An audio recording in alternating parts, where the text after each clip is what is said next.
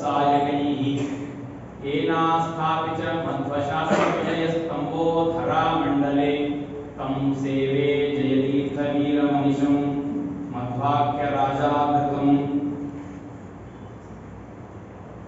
प्रणमकामधेनुं च भजत्सुरतरूपमं श्रीभावबोधकृत्पादचिन्तामणिमुपास्महे पूज्याय राघवेन्द्राय सत्यधर्मरताय च भजतां कल्पवृक्षाय नमतां कामधेनवे सत्याविघ्नकराब्जोत्थान पञ्चाशद्वर्षपूजकान् सत्यप्रमोदतीर्थार्य नौमिन्याय सुधारतान् आपादमौलिपर्यन्तं गुरूणामाकृतिं स्मरेत् तेन विघ्नाः प्रणश्यन्ति सिद्ध्यन्ति च मनोरथाः श्रीगुरुभ्यो नमः हरिः ओम्। अनेक ಮಹನೀಯರ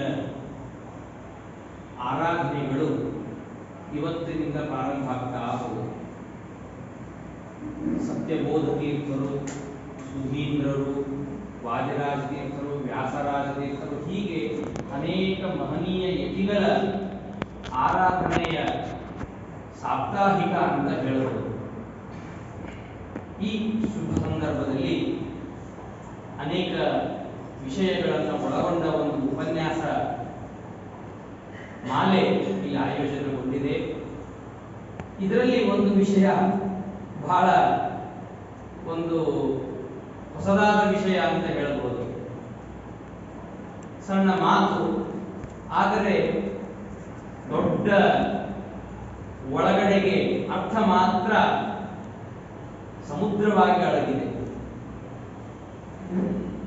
ರಾಯರ ವ್ಯಾಖ್ಯಾನಗಳನ್ನು ನೋಡ್ತೇವೆ ನಾವು. ಉಕ್ತನ್ನೋ ವಕ್ತಿ ಭೂಯ, ಹೇಳಿದ್ದನ್ನು ಮತ್ತೆ ಹೇಳಲ್ಲ. ಸಣ್ಣ ಮಾತಿನಲ್ಲಿ ಇಡೀ ಸಾರವನ್ನ ಅಲ್ಲಿ ತುಂಬಿಟ್ಟಿರ್ತಾರೆ. ರಾಯರ ವ್ಯಾಖ್ಯಾನದಲ್ಲಿ ಆ ವಿಶೇಷವನ್ನು ಕಾಣ್ತೇವೆ. ಹಾಗೆ ಈ ಒಂದು ಸದುಕ್ತಿ ಇದೆ, ಪರೋಪಕಾರಾರ್ಥಂ ಇದಂ ಶರೀರಂ. ಈ ಶರೀರ ಪರೋಪಕಾರಕ್ಕಾಗಿ ಇರುವುದು ಅಂತ. ಇದರ ಸಂಪೂರ್ಣ ಶ್ಲೋಕ ಹೀಗೆ ಬರುತ್ತೆ: ಪರೋಪಕಾರಾಯ ಫಲಂತಿ ವೃಕ್ಷಾಃ, ಪರೋಪಕಾರಾಯ ದುಹಂತಿ ಗಾವಃ, ಪರೋಪಕಾರಾಯ ವಹಂತಿ ನದ್ಯಃ, ಪರೋಪಕಾರಾರ್ಥಮಿದಂ ಶರೀರಂ. ವೃಕ್ಷಗಳು ಹಣ್ಣನ್ನು ಕೊಡುತ್ತವೆ. ಯಾಕೆ? ಹಣ್ಣನ್ನು ತಾವೇ ತಿನ್ನಲ್ವಾ? ಸುಭಾಷಿತದಲ್ಲಿ ಬರುವಂತಹ ಮಾತಿದು. ಇನ್ನೊಂದು ಇದೇ ತರಹ ಸುಭಾಷಿತ ಹೇಳ್ತಾನೆ, ಪಿಬಂತಿ ನದ್ಯಃ ಸ್ವಯಮೇವ ನಾಂಭಃ ಅಂತ. ನದಿಗಳು ಹರಿತವೆ. ಆಸೇತು ಹಿಮಾಚಲ ಅನೇಕ ನದಿಗಳು ಹರಿತಾ ಇದೆ. ನೀರು ತಾವೇ ಕುಡಿತವೇನು? ಇವತ್ತಿಗೆ ನಾವು ಕುಡಿದು ನಾವು ಅದನ್ನ ಉಪಯೋಗಿಸಿ ಅದನ್ನ ಹಾಳು ಮಾಡಿದ್ದಕ್ಕೆ ಈ ಬೇಸಿಗೆಯ ಜಲಕ್ಷಾಮ ಹೇಗಿದೆ ಅಂತ ಪರಿಸ್ಥಿತಿ ಅರ್ಥ ಆಗ್ತಾ ಇದೆ. ಅಕಸ್ಮಾತ್ ನದಿಗಳು ತಾವೇ ನೀರನ್ನು ಕುಡಿದಿದ್ರೆ ನದಿಗಳೆಲ್ಲ ಹೋಗಿ ಸಮುದ್ರಕ್ಕೆ ಸೇರುತ್ತೆ. ಆ ಸಮುದ್ರ ಆ ನದಿಯ ನೀರನ್ನ ಹಾಗೇ ಇಟ್ಕೊಂಡು ಬಿಟ್ಟಿದ್ರೆ ಗತಿ ಏನಿರ್ತಿತ್ತು? ಭಾರಿ ಇದು ರೀಸೈಕ್ಲನ್ ಪದ್ಧತಿ ಏನಿದೆ ಬಹಳ ಅದ್ಭುತವಾಗಿದೆ. ಮಳೆಯಾಗುವ ಪದ್ಧತಿ ಇವತ್ತಿಗೇನೋ ಹೇಗಾಗುತ್ತೋ, ಮೋಡ ಬಿತ್ತನೆಗಳು ಮಾಡಬೇಕೋ ಅಥವಾ ನದಿ ಮಳೆ ಹೇಗೆ ಬರ್ತದೆ ಅನ್ನೋ ಸೈನಿಕ ಕಾರಣಗಳನ್ನೆಲ್ಲ ಹುಡುಕ್ತಾರೆ. ಆಚಾರ್ಯರು ಹೇಳ್ತಾರೆ, ಮಳೆ ಬರುವ ಬಗೆ ಹೇಗೆ ಅಂದ್ರೆ ಸಮುದ್ರದಿಂದಲೇ ಮಳೆ ಬರೋದು. ಎಲ್ಲ ನದಿಗಳು ಹೋಗಿ ಉಪನದಿಗಳು ಮಹಾನದಿಗಳ ಜೊತೆಗೆ ಸೇರಿಕೊಂಡು ಸಮುದ್ರ ರಾಜನತ್ರ ಹೋಗಿ ಲೀನವಾಗ್ತವೆ, ಸೇರ್ಕೊಳ್ಳುತ್ತವೆ. ಗಂಗಾ ನೀರು ಸೇರುತ್ತೆ, ಯಮುನಾ ನೀರು ಸೇರುತ್ತದೆ, ಸರಸ್ವತಿ, ಕಾವೇರಿ, ತುಂಗಾ ತುಂಗಭದ್ರಾ, ಕೃಷ್ಣ ಎಲ್ಲ ನೀರು ಹೋಗಿ ಸಮುದ್ರಕ್ಕೆ ಸೇರ್ತದೆ. ಸಮುದ್ರಕ್ಕೆ ಎಷ್ಟು ನೀರು ಸೇರ್ತದೋ ಅಷ್ಟು ಮಳೆ ಬರ್ತದೆ. ಯಾಕೆಂದ್ರೆ ಮೋಡಗಳು ಆ ನೀರನ್ನ ತುಂಬಿಕೊಳ್ಳೋದು. ಇಲ್ಲಿ ಯಾವುದೋ ನಮ್ಮನೆ ಮೇಲೆ ಟ್ಯಾಂಕ್ ಇಟ್ಟಿದ್ದೀವಿ ಅಥವಾ ಇನ್ಯಾವುದೋ ನದಿಯಲ್ಲಿದೆ ಹಾಗೆ ಎಂದು ಸ್ವೀಕಾರ ಮಾಡೋದಿಲ್ಲ ಮೋಡಗಳು. ಯಾವಾಗಲೂ ಹವಾಮಾನ ವರದಿ ಹೇಗೆ ಕಂಡುಹಿಡಿದಿದ್ದಾರೆ ಹೇಳಿದ್ರೆ, ಈ ವಾಯು ನೈಋತ್ಯದಿಂದ ಅಥವಾ ಈ ಸಮುದ್ರದಿಂದ ಇಲ್ಲಿಗೆ ಗಾಳಿ ಬೀಸ್ತಾ ಇದೆ, ಈ ಕಡೆ ಬರ್ತದೆ ಮಳೆ, ಹೀಗೆ ತಾನೇ ಕಂಡುಹಿಡಿಯೋದು. ಯಾಕೆ ಸಮುದ್ರದ ಮೇಲೆ ಹೋದವರು? ಆ ಸಮುದ್ರದಲ್ಲಿರುವ ಆ ಸಿಹಿ ನೀರನ್ನ ಮಾತ್ರ ಸೂರ್ಯನ ಕಿರಣಗಳಿಂದ ಆ ಮೋಡ ಸ್ವೀಕಾರ ಮಾಡುತ್ತೆ. ಆ ನದಿಗಳು ಸ್ವಯಂ ತಾವೇ ನೀರನ್ನು ಕುಡಿಯಲ್ಲ, ಸಮುದ್ರಕ್ಕೆ ಹೋಗಿ ಸೇರಿ ಆ ಮೋಡಗಳು ಹೋಗುತ್ತೆ. ಒಂದು ಮೋಡಗಳು ತಾವೇ ಇಟ್ಕೊಂಡು ಕೂಡಲ್ಲ, ಮಳೆ ಸುರಿಸ್ತವೆ ಬಂದು ಪರೋಪಕಾರ ತಮಗಾಗಿ ತಾವು ಪರರ ಉಪಕಾರಕ್ಕಾಗಿ ಅವೆಲ್ಲ ಮಳೆಯನ್ನು ಸುರಿಸ್ತವೆ ಅಂತ ಹೇಳ್ತಾರೆ. ಅದರಲ್ಲಿಯೂ ಒಂದು ಸುಭಾಷಿತ ಅಥವಾ ಲೋಕ ನುಡಿಯಾದರೂ ನಾವು ಶಾಸ್ತ್ರದ ಚಿಂತನೆಯನ್ನು ಮಾಡಬೇಕಿದೆ. ಎಲ್ಲ ನದಿಗಳು ಹೋಗಿ ಸೇರ್ತವೆ ಸಮುದ್ರಕ್ಕೆ. ಸಮುದ್ರದಲ್ಲಿ ಹೋಗಿ ಸೇರಿದಾಗ ಯಾರಿಗಾದ್ರೂ ಗೊತ್ತಾ ಇದು ಗಂಗಾ ನೀರು, ಇದು ಯಮುನಾ ನೀರು, ಇದು ಸರಸ್ವತಿ ನದಿ, ಇದು ಕೃಷ್ಣ, ಇದು ಕಾವೇರಿ ನೀರು, ಇದು ನಮ್ಮ ಕರ್ನಾಟಕದಿಂದ ಹರಿದಿರುವಂತಹ ಕೃಷ್ಣ ಕಾವೇರಿ ನೀರು ಅಂತ ಯಾರಿಗಾದ್ರೂ ಗೊತ್ತಾಗತ್ತಾ? ನಮಗೆ ಸಮುದ್ರದಲ್ಲಿ ಹೋದ ಸೇರಿದ ನದಿಗಳ ವಿಚಾರ ಗೊತ್ತಾಗಲ್ಲ ಯಾರಿಗೂ. ನಮಗಲ್ಲ, ನಮಗೆ ನಿಮಗೆ ಅಂತ ದೂರ ಉಳಿತು. ನದ್ಯಭಿಮಾನಿ ದೇವತೆಗಳಿಗೂ ಗೊತ್ತಾಗಲ್ಲ ಅಂತಾರೆ ಆಚಾರ್ಯ. ಗಂಗಾ ನದಿಯ ಅಭಿಮಾನಿ ದೇವತೆ, ಕೃಷ್ಣಾ ನದಿಗೆ ಅಭಿಮಾನಿಯಾದ ದೇವತೆ, ತುಂಗಭದ್ರಾಕ್ಕೆ, ಒಬ್ಬೊಬ್ಬ ನದಿಗಳಿಗೂ ಅಭಿಮಾನಿಗಳಾದ ಆಯಾ ದೇವತೆಗಳಿದ್ದಾರೆ.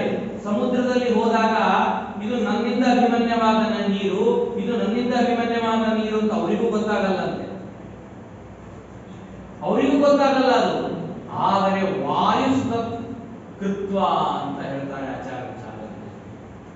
ವಾಯುದೇವರು ಆ ಯಾವ್ಯಾವ ನೀರು ಅನ್ನೋದನ್ನ ತಿಳಿದಿರ್ತಾರೆ ಸ್ಪಷ್ಟವಾಗಿ. ಇದು ಗಂಗಾ, ಇದು ಯಮುನಾ ನೀರು, ಇದು ಕೃಷ್ಣ, ಇದು ಕಾವೇರಿ, ಇದು ತುಂಗಭದ್ರಾ, ಇದು ಸಿಂಧು, ಹೀಗೆ ಪ್ರತಿ ಒಂದನ್ನು ತಿಳಿದಿರ್ತಾರೆ ವಾಯುದೇವರು.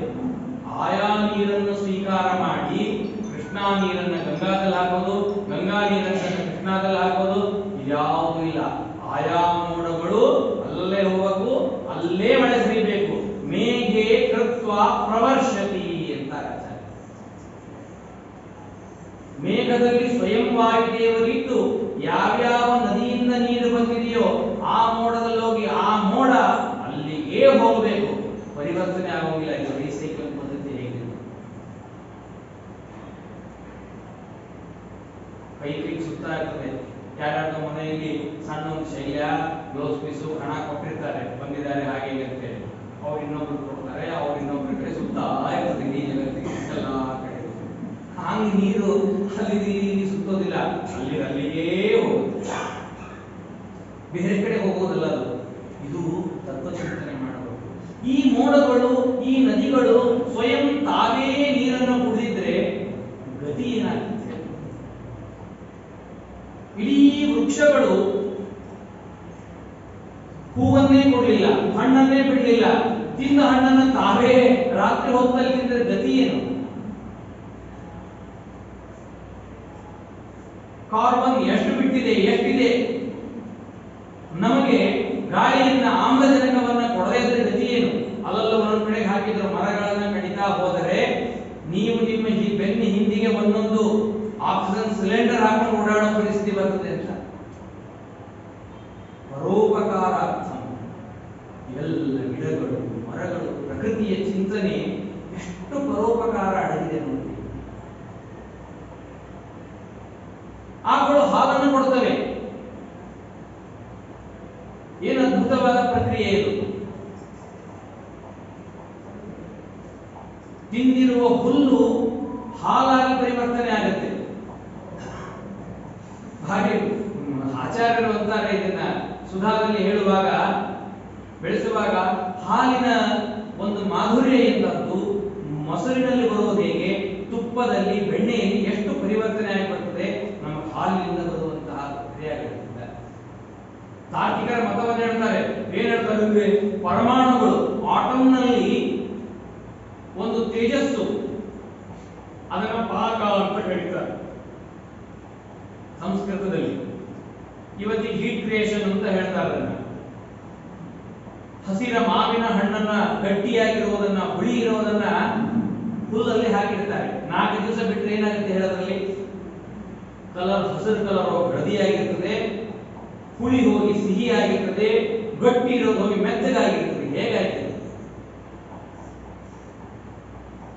ಸರಳವಾಗಿ ಹೇಳುವಂತಹ ಅನೇಕ ಪ್ರಕ್ರಿಯೆಗಳು ಅದಕ್ಕೆ ಪೀನುಪಾಕವಾದ, ಪಿಟರಪಾಕವಾದ ಅಂತೆಲ್ಲ ಇದೆ. ಸೈಂಟಿಫಿಕ್ ಇವತ್ತು ಸೈನ್ಸ್ ಒಂದೇ ಅಲ್ಲ, ಶಾಸ್ತ್ರದಲ್ಲಿ ಇದೆ, ಇದೆಲ್ಲ ಅಡಗಿದೆ. ಪರಮಾಣುಗಳಲ್ಲಿ ಅದು ಒಂದು ಹೀಟ್ ಕ್ರಿಯೇಟ್ ಆಗಿ ಅದರಲ್ಲಿರುವ ರೂಪರಸ ಗಂಧಗಳು ಪರಿವರ್ತನೆಯಾಗಿ ಎಲ್ಲ ಬರುತ್ತೆ ಅಂತ ಹೇಳ್ತಾರೆ ಆಚಾರ್ಯರು, ಬೈತಾರೆ. ಪರಮಾಣು ಅದರಲ್ಲಿ ಸ್ವಭಾವ ಪಾಕದಿಂದ ಆಗುವುದಲ್ಲ, ಇದು ಪ್ರಕ್ರಿಯೆ ಇರಬಹುದು. ನಿನ್ನ ಪರಮಾಣು ಪ್ರಕ್ರಿಯೆ ಇಟ್ಕೊಳ್ಳೋ, ಅದು ಅಬದ್ಧವಾದದ್ದು. ಸ್ವಯಂ ಭಗವಂತ ನಿಂತು ಒಂದೊಂದು ಆಗಿ ಪರಿವರ್ತನೆ ಆಗುವಂತೆ ಮಾಡ್ತಾನೆ ಪರಿಣಾಮವಾಗಿ. ಇದನ್ನ ಚಿಂತನೆ ಮಾಡ್ರಿ. ಆಕಳುಗಳು ಹಾಲನ್ನೇ ಹುಲ್ಲನ್ನು ತಿಂದು ಹಾಗೆ ಹೋಗಿದ್ರೆ ಗತಿ ಏನು? ಪರೋಪಕಾರ ಯಾವುದು ಬರ್ತದೆ? ಇಡೀ ಕರುಗಳು ಕುಡಿದ್ರೆ, ಎಷ್ಟೋ ಜನ ಇವತ್ತು ಹೇಳೋದು ಕರುಗಳನ್ನು ಕುಡಿಯೋದು ಬಿಟ್ಟು ಅದಕ್ಕೊಂದು ಚೂರು ಹಾಲನ್ನು ಕುಡಿಸಿ ನೀವೆಲ್ಲ ಭೋಗ ಮಾಡ್ತಿರಲ್ಲ ಅಂತ ಬೈತಾರೆ. ಗೊತ್ತಿಲ್ಲ ಅವರಿಗೆ ನಿಜವಾಗಿ ಅಷ್ಟು ಹಾಲನ್ನು ಕರುವಿಗೆ ಕುಡಿಲಿಕ್ಕೆ ಬಿಟ್ರೆ ಕರು ನಾಳೆ ಹೇಳಲ್ಲ. ಅದು ಗೊತ್ತಿಲ್ಲ. ಕರುವಿಗೆ ಆ ವಯಸ್ಸಿಗೆ ಆ ಹಾಲು ತಡೆಯುವುದಿಲ್ಲ. ಅದು ಎಷ್ಟು ಕುಡಿಸ್ಬೇಕು ಅಷ್ಟೇ ಕುಡಿಸ್ಬೇಕದು. ನೋಡಿ, ಇದು ಪರೋಪಕಾರಾರ್ಥ ಇದಂ ಶರೀರ, ಪ್ರಾಣಿಗಳ ಶರೀರ. ಹೇಗೆ ಯಾವುದಾದ್ರೂ ಜಡವಾದ, ನಾವು ಲೋಕಕ್ಕೆ ಜಡ ಅಂತ ಅನ್ಕೊಳ್ತೀವಿ. ವೃಕ್ಷಗಳು ಇಡೀ ನೆರಳನ್ನು ಕೊಟ್ಟು, ಗಾಳಿ ಕೊಟ್ಟು, ಹಣ್ಣನ್ನು ಕೊಟ್ಟು, ಪರೋಪಕಾರಾರ್ಥ ಇದಂ ಶರೀರ, ಪರೋಪಕಾರಕ್ಕಾಗಿರೋದು. ನದಿಗಳು ಪ್ರತಿ ಒಂದು ಪದಾರ್ಥ ಜೀವನದಲ್ಲಿ ಇರೋದು ಇದು ಪರರ ಉಪಕಾರಕ್ಕಾಗಿ ಇರುವಂಥದ್ದು. ಇದರಿಂದ ನಾವು ತಿಳಿಯಬೇಕಾದದ್ದು ಇಡೀ ನಮ್ಮ ಜೀವನ ಪರೋಪಕಾರಕ್ಕಾಗಿ. ಪರೋಪಕಾರಾರ್ಥಂ ಇದಂ ಶರೀರಂ ಅಂತ. ಇದನ್ನ ಸಾವಧಾನವಾಗಿ ಒಂದೊಂದು ಪದಗಳನ್ನು ಹೊಡೆದು ಅರ್ಥವನ್ನು ತಿಳ್ಕೊಳ್ಳೋಣ. ಸ್ಥೂಲವಾಗಿ ಹೇಗಿದೆ ಜನರು ಉಪಕಾರ ಮಾಡೋದು ಮಹಾಭಾರತಾದಿಗಳಲ್ಲಿ ಹೇಗೆ ಕಂಡಿದೆ ಅನ್ನೋದನ್ನ ನಾವು ತಿಳ್ಕೊಳ್ಳೋಣ.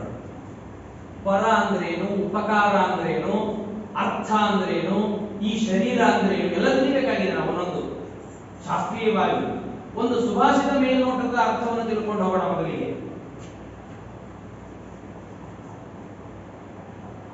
ಒಂದು ಕೇಳಿದ ಸುಭಾಷಿತಕಾರನಿಗೆ ಯಾವುದು ಪುಣ್ಯ ಯಾವುದು ಪಾಪ ಅಂತ. ಎರಡೇ ಮಾತಲ್ಲಿ, ಒಂದೇ ಮಾತಲ್ಲೇ ಹೇಳಬೇಕು, ಎರಡೇ ಮಾತಲ್ಲಿ ಬೆಳೆಸಬಾರದು. ಅವನು ಹೇಳ್ದ ಒಂದೇ, ಪರೋಪಕಾರ ಪುಣ್ಯಾಯ ಪಾಪಾಯ ಪರಪೀಠ. ಪುಣ್ಯ ಪಾಪಗಳ ಲಿಸ್ಟ್ ಕೊಡ್ಬೇಕಪ್ಪ. ಯಾವುದು ಪುಣ್ಯ ಯಾವುದು ಪಾಪ ಅಂತ ಹೇಳ್ಬೇಕಪ್ಪ ನಿಮಗೆ. ಪರೋಪಕಾರ ಏನಿದೆ ಇದು ಪುಣ್ಯ ಸಾಧನ, ಇನ್ನೊಬ್ಬರ ಪೀಡೆ ಏನಿದೆ ಅದು ಪಾಪ. ಇಷ್ಟೇ ತಿಳ್ಕೊಂಡು ಏನು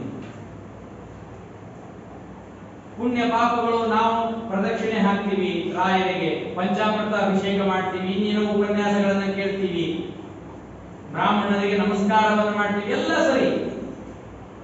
ಇದು ಒಂದು ಬದಿಯಾಗಿದ್ರೆ ಪರೋಪಕಾರ ಏನಿದೆ ಅಲ್ಲಪ್ಪ ಅದು ದೊಡ್ಡ ಧರ್ಮ. ಯಾಕೆ ಅಂದ್ರೆ ಬಹಳ ವಿಚಾರ ಮಾಡಿ ಮಾಡುವಂಥದ್ದು. ಪರೋಪಕಾರ ಅನ್ನೋದು ಅಷ್ಟು ಸುಲಭವಾಗಿ ಮಾತಿನಲ್ಲಿ ಹೇಳುವಂಗೆ ಬರೋದಿಲ್ಲ. ಎತ್ತಿ ಕೊಡುವ ಪ್ರಸಂಗದಲ್ಲಿ ಬರ್ತದೆ. ಅಧಿಕ ಮಾಸದಲ್ಲಿ ಅಪೂಪ ಮಾಡಿದ್ರೆ ಒಂದು 3-4 ದಾನ ಕೊಡಬೇಕಾಗಿತ್ತು. ಏನ್ ಮಾಡಿದ್ರು? ಇಟ್ಕೊಂಡಿದ್ರು. ಸರಿ, ಮೊದಲನೇ ದಿವಸ ಮಾಡಿದ್ರು, ಇನ್ನೂ ಒಂದು ಡಾಲ್ಡಾದೊಳಗೆ ಕರೆದಿದ್ರು, ಅಕ್ಕಿ ಹಿಟ್ಟು ಆಗಿದ್ದರಿಂದ ಹಾಕ್ಸ್ಕೊಂಡು ಮುತ್ಲೆಯಲ್ಲಿ ಒಳಗೆ ಹಾಕಿ ಕೊಡಬೇಕಾಗಿತ್ತು. ತಂದ್ರು ಮಠದಾಗ ಯಾರು ಸಿಗ್ತಾರೋ ಅವ್ರು ಕೊಟ್ಟು ಹೋಗ್ಬಿಟ್ರು ಅಷ್ಟೇ. ಮುತ್ಲೆಯಲ್ಲಿ ಇತ್ತು, ಅದರೊಳಗೆ ಹಾಕಿದ್ರು. ಅದೇ ಒಂದು ಸ್ವಲ್ಪ ಚಲೋ ಎಣ್ಣೆ ತಂದ್ರು, ಸ್ವಲ್ಪ ಮನೆಗೆ ಮಾಡಿ ಬಾಳಿಯಲ್ಲಿ ಮುಚ್ಚಿ ಇಟ್ಟು ಕರ್ಲಿಕ್ಕೆ ಬರಬೇಕು. ಸ್ವಲ್ಪ ಆ ಕಡೆ ಈ ಕಡೆ ವಿಚಾರ ಮಾಡೋ ಯಾರಿಗೆ ಕೊಡ್ಬೇಕು ವಿಚಾರ ಮಾಡ್ಕೊಂಡು ಬಂದು ಅದರೊಳಗೆ ಒಂದು ಸ್ವಲ್ಪ ಯೋಗ್ಯರ ಹುಡುಗಿಕೊಡ್ಬೇಕು. ಅದಕ್ಕೆ ಮಾತ್ರ ಕೊಡ್ಬೇಕು, ವಾರ ಕೊಡಬೇಕು. ಒಂದು ವಾರ, ಒಂದು ಹುಣ್ಣಿಮೆ, ಒಂದು ಅಷ್ಟಮಿ, ಹೀಗೇನೋ ಮಾಡಬೇಕು. ಸ್ವಲ್ಪ ಹಿತ್ತಾಳಿ ತಟ್ಟಿ ತಂದ್ರು, ಕೆಳಗೊಂದು ಮೇಲೆ ಮುಚ್ಚಲಿಕ್ಕೆ. ಒಂದು ಸ್ವಲ್ಪ ಶಾಸ್ತ್ರ ಓದೋರು ಯಾರಿಗೆ ಕೊಡೋದು ಅದನ್ನು ಬಿಟ್ಕೊಂಡು ಇನ್ನೂ ಸ್ವಲ್ಪ ಕಂಚಿನೊಳಗೆ ಕೊಡ್ಬೇಕಂತ ಕೆಲವೊಂದು ಕಂಚಿನ ಪಾತ್ರೆ ಇನ್ನೊಂದು ತಂದ್ರು. ಅದ್ರ ಅದರೊಳಗೂ ಪಂಡಿತರಾಗಿರ್ಬೇಕು, ಸ್ವಲ್ಪ ಯಾರಾದ್ರೂ ಸಂಬಂಧಿಕರಿದ್ರೆ ಚಲೋ ನಮ್ಮವರಿಗೆ ಕೊಡೋದು ವಿಚಾರ. ಇನ್ನು ಬೆಳ್ಳಿ ತಟ್ಟಿ ಒಳಗೆ ಕೊಡಬೇಕು ಅಂತ ವಿಚಾರ ಬರುತ್ತೆ. ಇನ್ಯಾರು ಹುಡುಕಬೇಕು? ಹಳೆಯಕ್ಕಿಂತ ಬ್ರಾಹ್ಮಣ ಇಲ್ಲ, ಮಗಳಿಗಿಂತ ಮುತ್ತೈದಿನ ಒಬ್ಬಳಿಲ್ಲ. ಇಷ್ಟು ವಿಚಾರ ಬರ್ತದೆ ಮನುಷ್ಯನಿಗೆ. ಪರೋಪಕಾರ ಅಥವಾ ಕೊಡೋದು ಅನ್ನೋದು ಯಾರಿಗೂ ದೊಡ್ಡ ಮನಸ್ಸಲ್ಲ, ಮಾತೊಳಗೆ ಬಂದ್ಬಿಡ್ತದೆ ನಮಗೆ. ಆದರೆ ಸುಲಭ ಸಾಧ್ಯವಾದದ್ದಲ್ಲ. ಯಾವಾಗ ಕೃತಿಗೆ ಬರ್ತದೋ ಆರಾಮ ಪರೋಪಕಾರ ಮಾಡ್ಬೇಕಾದ್ರೆ ಕೃತಿಯಲ್ಲಿ ಬಂತು ಅಂದ್ರೆ ಮನುಷ್ಯನ ಕೈ ಹಿಡಿತು, ಮನಸ್ಸು ಹಿಡಿತದೆ. ಆ ದೃಷ್ಟಿಯಿಂದ ಇದು ಒಂದು ದೊಡ್ಡ ಪುಣ್ಯದ ಕೆಲಸ ಅಂತ ಹೇಳಿದ್ದಾರೆ. ಸುಲಭ ಸಾಧ್ಯವಾಗುತ್ತದೆ. ಒಂದೆರಡು ಮಹಾಭಾರತದ ವಿಷಯಗಳನ್ನು ತಿಳಿಯೋಣ. ಯಯಾತಿ ರಾಜ ಬಹಳ ದೊಡ್ಡ ರಾಜ. ಹೇಗೆ ಪರೋಪಕಾರ ಹೇಗಿರ್ತದೆ? ಈ ಪರೋಪಕಾರ ಅಂದ್ರೆ ನಾವು ಇನ್ನೊಬ್ಬರಿಗೆ ಉಪಕಾರ ಅಂತ ತಿಳ್ಕೊಂಡಿದ್ದೇವೆ, ಅದು ಸರಿನೇ. ತಂದೆಗೆ ಮಗ ಮಾಡುವ ಸೇವೆ ಅದು ಉಪಕಾರ ಅಲ್ಲ, ಅವನು ಮಾಡುವ ಕರ್ತವ್ಯ. ಆದರೂ ಅದು ಉಪಕಾರ ಅನ್ನೋ ಅರ್ಥದಲ್ಲಿ ತಾವು ಏನೇನು ಕೊಟ್ಟಿದ್ದಾರೆ ಅಂತ ತಿಳಿಯಬೇಕು. ಮಹಾದೊಡ್ಡ ರಾಜ, ಯದುವಂಶದ ರಾಜ ಯಯಾತಿ. ಅವನಿಗೆ ಇಬ್ಬರು ಹೆಂಡಂದಿರು. ಒಬ್ಬಳು ದೇವಯಾನಿ, ಇನ್ನೊಬ್ಬಳು ಶರ್ಮಿಷ್ಠ ಅಂತ. ಅದು ಮದುವೆ ಆಗಬೇಕಾದ್ರೆ ಸುಮ್ಮನೆ ಆಗಲಿಲ್ಲ. ಈ ದೇವಯಾನಿ ಶುಕ್ರಾಚಾರ್ಯರ ಮಗಳು. ದೈತ್ಯರ ಗುರುಗಳು, ಮಹಾ ತಪಸ್ವಿಗಳು, ಜ್ಞಾನಿಗಳು, ಬ್ರಹ್ಮಿಷ್ಠರು. ದೈತ್ಯರ ಗುರುಗಳು ಅಂತ ತಕ್ಷಣ ಸಾಮಾನ್ಯರಲ್ಲ, ಏನೋ ಅವರು ದೈತ್ಯರ ಗುರುಗಳಾಗಿದ್ದಾರೆ ಅಂತಲ್ಲ, ಮಹಾಜ್ಞಾನಿಗಳು, ಬ್ರಹ್ಮಜ್ಞಾನಿಗಳು. ಅವರು ದೇವರು ವಹಿಸಿಕೊಟ್ಟ ಕರ್ತವ್ಯ ನೀವು ದೈತ್ಯರಿಗೆ ಗುರುಗಳಾಗಿರ್ಬೇಕು ಅಂತ ಹೇಳಿ ಆಗಿದ್ರು. ಅವರ ಮಗಳು ಈ ದೇವಯಾನಿ. ಶರ್ಮಿಷ್ಠ ವೃಷಪರ್ವರಾಜನ ಮಗಳು, ಸಾಮಾನ್ಯರಲ್ಲ, ಅವಳು ಮಹಾರಾಜನ ಮಗಳು. ಮದುವೆ ಆಗುವ ಪ್ರಸಂಗ ಹೇಗೆ ಬರ್ತದೆ ಅಂತಂದ್ರೆ, ಇಬ್ರು ಸ್ನೇಹಿತರು, ದೇವಯಾನಿ ಹಾಗೂ ಶರ್ಮಿಷ್ಠ. ಸ್ನೇಹಿತರಾಗಿದ್ದಾಗ ಒಂದ್ಸತಿ ಜಲಕ್ರೀಡೆ ಆಡ್ತಾ ಇರ್ತಾರೆ. ವಸ್ತ್ರಗಳನ್ನ ಬದಿಯಲ್ಲಿ ಮಹಾ ಗಾಳಿ ಬೀಸ್ತದೆ, ವಸ್ತ್ರಗಳು ಅದ್ರ ಬದಲಾಗ್ಬಿಡ್ತದೆ, ಗೊತ್ತಾಗಲ್ಲ. ಎದ್ದು ಬಂದು ವಸ್ತ್ರ ಹಾಕೊಳ್ತಾರೆ. ಆದರೆ ದೇವಯಾನಿಯ ವಸ್ತ್ರ ಶರ್ಮಿಷ್ಠ, ಶರ್ಮಿಷ್ಠೆಯ ವಸ್ತ್ರವನ್ನು ದೇವಯಾನಿ ಹಾಕೊಂಡಿರ್ತಾರೆ. ದೇವಯಾನಿಗೆ ಬಹಳ ಖೇದ ಆಗಲ್ಲ. ಬ್ರಾಹ್ಮಣರ ಪುತ್ರಿಯವಳು. ಬ್ರಾಹ್ಮಣರು ಅಂದ್ರೆ ಗೊತ್ತಿದ್ದೇವೆ, ಮಹಾ ದೈತ್ಯರಿ ಗುರುಗಳಾದರೂ ಕೂಡ ತಾವು ಮಾತ್ರ ಹೇಗಿರಬೇಕು ಹಾಗೆ ಇರ್ತೀವಿ. ಶರ್ಮಿಷ್ಠ ಇವರು ರಾಜನ ಮಗಳು. ಕೋಪ ಬಂತು ಭಾರಿ. ನನ್ನ ಡ್ರೆಸ್, ನಾವು ರಾಜರು, ಮಹಾರಾಜರ ಮಗಳು ನಾವು, ಎಂತಹ ವಸ್ತ್ರಗಳಿರ್ತದೆ ನಮ್ದು, ನನ್ನ ವಸ್ತ್ರ ಹಾಕೊಳ್ಳೋದು ನೀನು ಹೇಗೆ ಅಂತ ಜಗಳ ಆಗತ್ತೆ ಅವರಿಬ್ಬರಲ್ಲಿ. ಇಲ್ಲ ಗೊತ್ತಾಗಿಲ್ಲ, ನಮ್ಮ ಸ್ನೇಹಿತರಾದ್ರು, ಗಾಳಿ ಬಂದಿತ್ತು, ಇನ್ಯಾರೋ ಬರೋರು ಇರ್ತಾರೆ ಜನಗಳು ಅನ್ನೋದಕ್ಕೆ ಹಾಕೊಂಡಿದೀವಿ ಅಂತಂದ್ರೆ ಕೇಳಿಲ್ಲ. ಅವಳೇನ್ ಮಾಡ್ತಾಳ, ಅವಳನ್ನು ವಿವಸ್ತ್ರ ಮಾಡಿ ಅಲ್ಲಿರುವ ಬಾವಿಯಲ್ಲಿ ತಳ್ಳಿಬಿಡ್ತಾಳ ಶರ್ಮಿಷ್ಠ. ಬಾವಿಯಲ್ಲಿ ತಳ್ಳಿಬಿಡ್ತಾಳ ಅವಳು ದೇವಯಾನಿನ. ಸರಿ, ಏನ್ ಮಾಡ್ಬೇಕು ಅಂತ ಅವಳು ಯಾರು ಹೆಲ್ಪ್ ಇಂತ ಕಾಪಾಡ್ರಿ ಅಂತ ಅಷ್ಟರಲ್ಲಿ ರಾಜ ಬರ್ತಾ ಇರ್ತಾನೆ. ನೋಡ್ತಾನೆ, ನೋಡಿ ತನ್ನ ಉತ್ತರೀಯವನ್ನ, ಮೇಲಿನ ವಸ್ತ್ರವನ್ನು ಕೊಟ್ಟು ಅವಳಿಗೆ ಕೈ ಹಿಡಿದು ಮೇಲೆ ಎತ್ತಾನೆ. ಎತ್ತಿದ ತಕ್ಷಣವೇ ಸರಿ ಆಗಲಿ ಅಂತ ಅವಾಗ ಆ ದೇವಯಾನಿ ಅಂತಾಳೆ, ನನ್ನ ಕೈ ಹಿಡಿದವನ ಮೊದಲನೇ ವ್ಯಕ್ತಿ ನೀನು, ಹಾಗಾದ್ರೆ ನೀನೇ ನನ್ನ ಮದುವೆ ಆಗಬೇಕು ಅಂತ. ಹೋಗ್ತಾರೆ, ನೋಡ್ತಾರೆ, ಶುಕ್ರಾಚಾರ್ಯ ಇರ್ತಾರೆ. ಶುಕ್ರಾಚಾರ್ಯ ಹತ್ರ ಹೋಗಿ ಹೇಳಿದಾಗ ಅವರೇನು ಸಾಮಾನ್ಯ ವ್ಯಕ್ತಿಗಳಲ್ಲ, ಅವರ ಮಾತನ್ನು ಮೀರ್ಲಿಕ್ಕೂ ಆಗುವುದಿಲ್ಲ ಯಯಾತಿಗೆ. ಬ್ರಾಹ್ಮಣರು ಸರಿ ಅಂತ ಮದುವೆ ಆಗಿಬಿಡ್ತಾನೆ. ಆದರೆ ಶುಕ್ರಾಚಾರ್ಯ ಹತ್ರ ಹೋಗಿ ಇವೆಲ್ಲ ಹೇಳ್ತಾಳೆ, ಹೀಗೆ ಶರ್ಮಿಷ್ಠ ವೃಷಪರ್ವರಾಜನ ಮಗಳು ಹೀಗೆ ಮಾಡಲು ಅಂತ ಹೇಳಿದಾಗ ಅವರು ಸೀದಾ ವೃಷಪರ್ವರ ಹತ್ರ ಹೋಗ್ತಾರೆ. ಹೋಗಿ, ಏನು ರಾಜ, ನೀನು ರಾಜ ಆಳುವಾಗ ಬ್ರಾಹ್ಮಣರಾದವರು ನಾವು ಹೆಂಗ್ ಬದುಕಬೇಕಿಲ್ಲಿ? ನಿನ್ನ ಮಗಳು ಏನ್ ಬೇಕಾದ್ರೂ ಮಾಡಬಹುದಾ? ರಾಜ ಹೇಳುತ್ತಾರೆ, ಭಾರಿ ಅದ್ಭುತವಾದ ಸಂವಾದ ಇದೆ ಅವರು. ಅಹಂ ದಾಸಿ ಸಹಸ್ರೇಣ ದಾಸೀತೆ ಪರಿಚಾರಿಕ ಅನುತ್ವಾಂ ಯತ್ರ ಯಾಸ್ಯಾಮಿ ಯತ್ರ ದಾಸ್ಯತಿ ತೇದಿಕ. ವೃಷಪರ್ವರಾಜನಿಗೂ ಶುಕ್ರಾಚಾರ್ಯರಿಗೂ ಸಂವಾದ ಆಗುತ್ತೆ ಬಹಳ. ಯತ್ಕಿಂಚಿದಸ್ತಿ ದ್ರವಿಣಂ ದೈತ್ಯೇಂದ್ರಾಣಾಂ ಆಸುರ ತಸ್ಯ ಈಶ್ವರೋಹಂ ಯದಿ ಚೇತ್ ದೇವಯಾನಿ ಪ್ರಸಾದ್ಯತಾಂ. ಶುಕ್ರಾಚಾರ್ಯ ಅಂತಾರೆ ಹೋಗಿ, ಏನ್ ನಾವೇ ಸಾಮಾನ್ಯರು ಅನ್ಕೊಂಡಿದ್ದೀರಾ? ಇಡೀ ದೈತ್ಯರಿ ಗುರುಗಳು, ಶಿಷ್ಯರ ಸಂಪತ್ತು ನಮ್ಮದೇ, ನಿನ್ನ ಮುಂದೆ ಏನೂ ಆಗುವುದಿಲ್ಲ, ಅಷ್ಟು ಸಂಪತ್ತಿದೆ, ನಮ್ಗೆ ಬರ್ತದೆ, ನಾನು ಮಾಡುತ್ತೆ.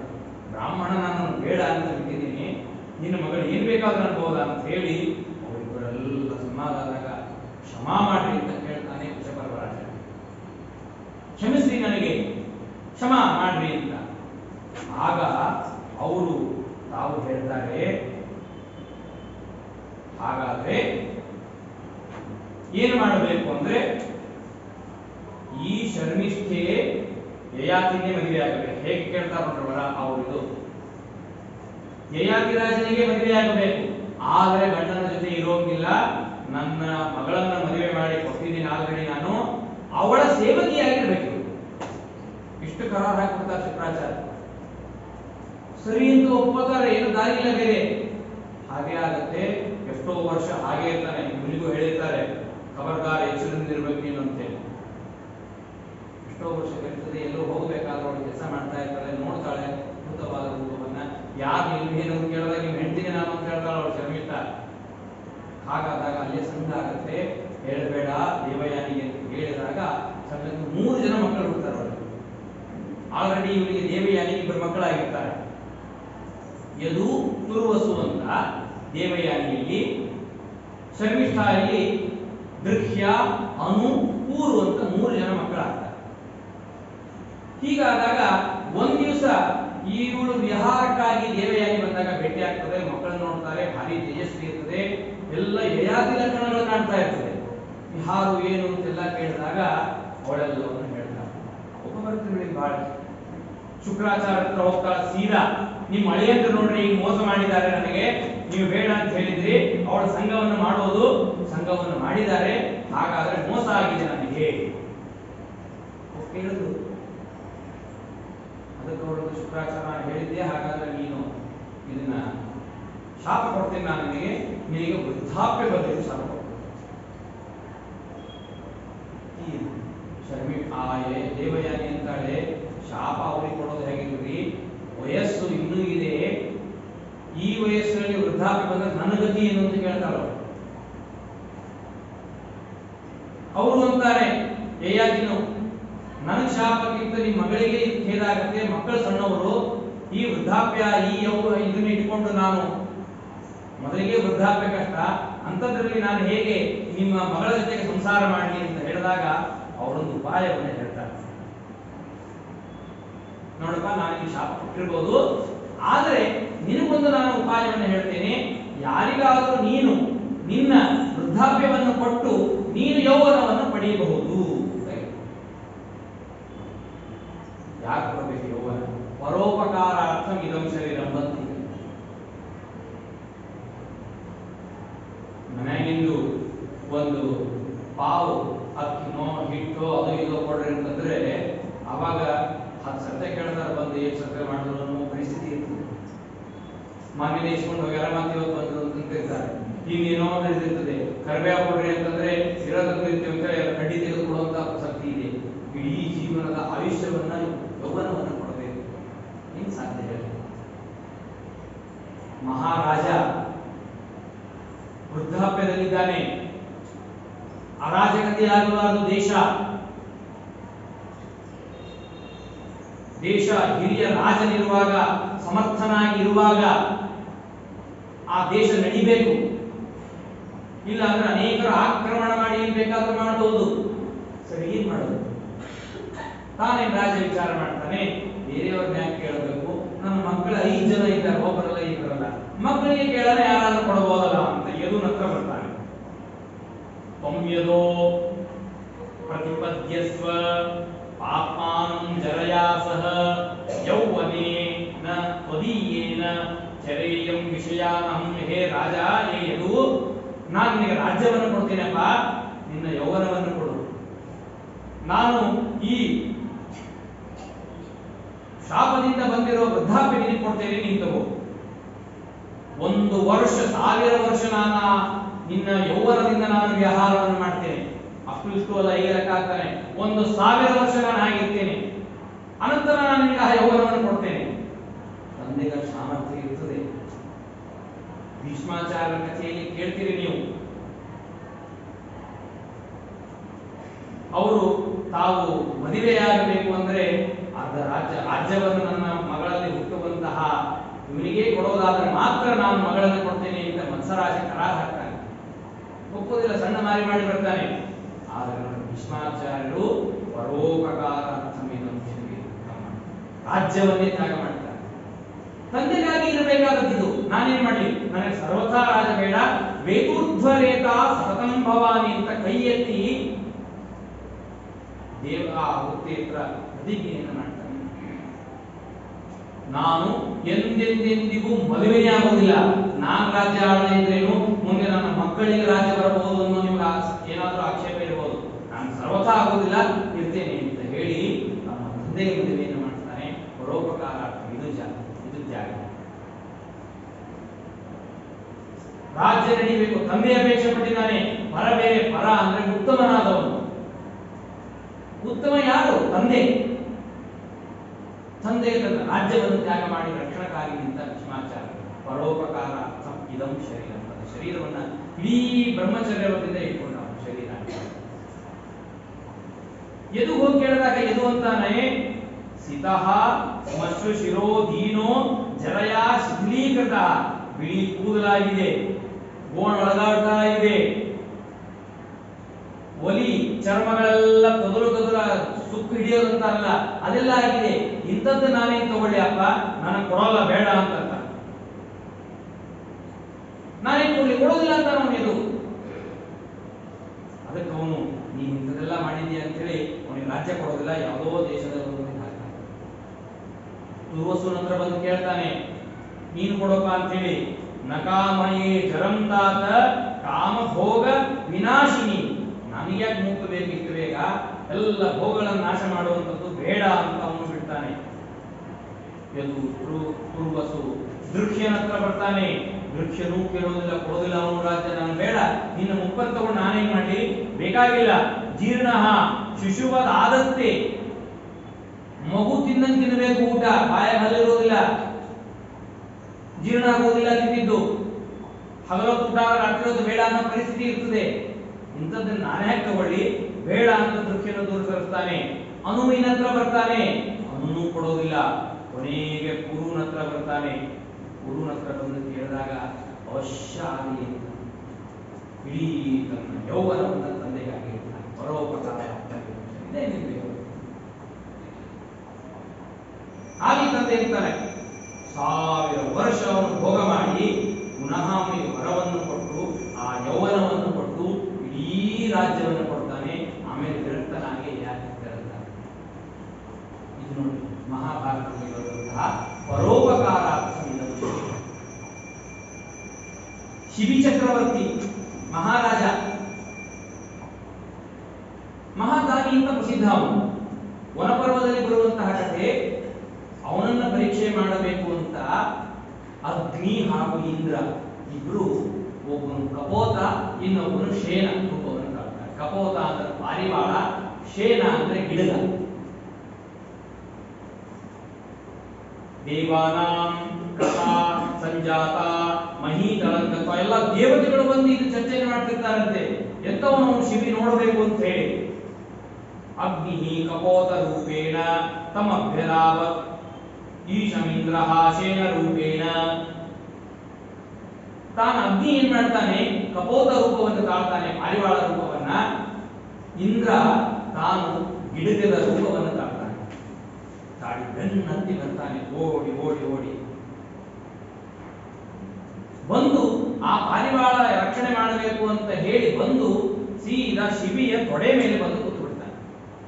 ನನಗೆ ಆ ಗಿಡಗ ಬಂದು ತಿಂತಾ ಇದೆ, ನೀನು ರಕ್ಷಣೆ ಮಾಡಬೇಕು ಅಂತ ಹೇಳಿ. ಗದಾಮಿ ವೇದಾನ್ ವಿಚಿನೋಮಿ ಛಂದಃ ಸರ್ವೇ ವೇದ ಅಕ್ಷರಶೋ ಮೇ ಅಧೀತಾ ನ ಸಾಧು ದಾನಂ ಶ್ರೋತ್ರಿಯಸ್ಯ ಪ್ರಮಾದಂ ಮಾ ಪ್ರದಾಹ ಶೇನಾಯ ನ ಕಪೋತೋಸ್ಮಿ. ಗಿಡಗು ಬಂದು ಕೇಳ್ತದೆ ಈ ಶಿಬಿರ ಹತ್ರ, ನನ್ನ ಆಹಾರ ನನಗೆ ಕೊಡು. ನಾವು ಜೀವಸ್ಥ ಜೀವನ,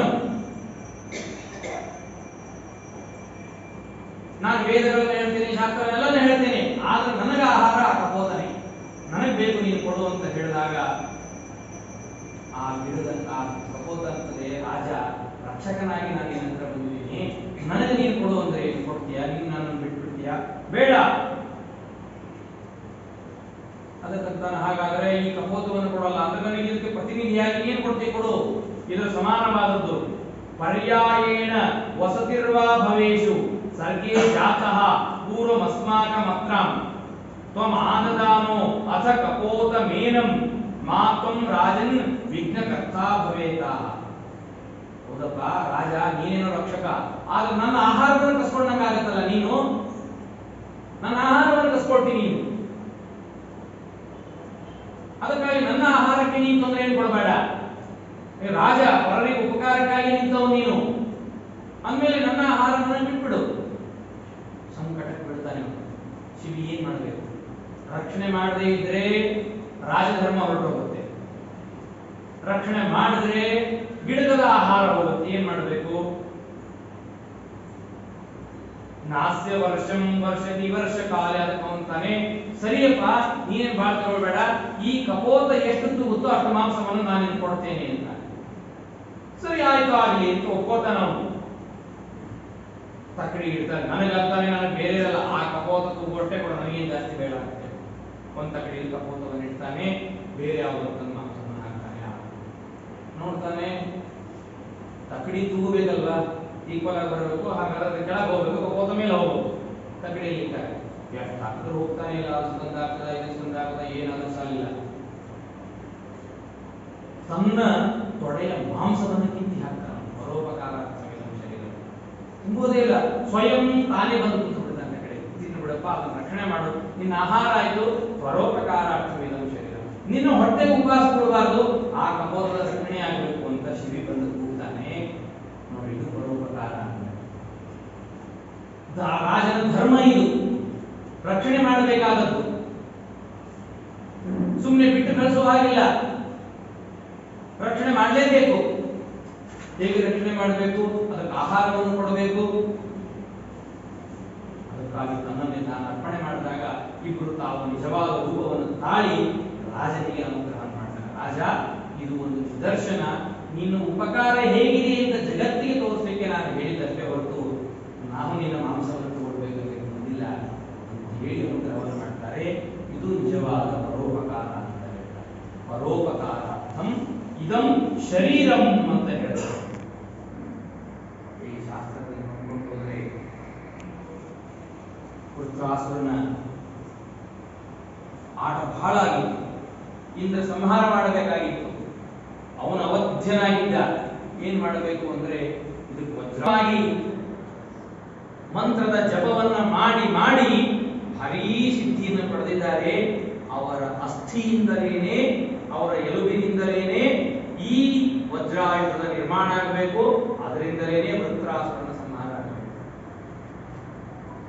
ಸಣ್ಣದಿ ಬಂದು ಹೋಗಿ ಒಂಚೂರು ಯಾರಿಗೂ ಆರಾಮಿಲ್ಲ, ಬ್ಲಡ್ ಕೊಡ್ರಿ ಅಂದ್ರೆ ಯಾರು ಕೊಡ್ತಾರ? ಎಷ್ಟು ಎಲ್ಲಾ ಕಡೆ ವಾಟ್ಸಪ್ ಅಲ್ಲಿ, ಅದರಲ್ಲಿ ಇದರಲ್ಲಿ A+B+ ಏನೇನಿದೆ ಬಂದಂತ ಎಲ್ಲಾ ಕಡೆ ಹಾಕ್ತಾರೆ.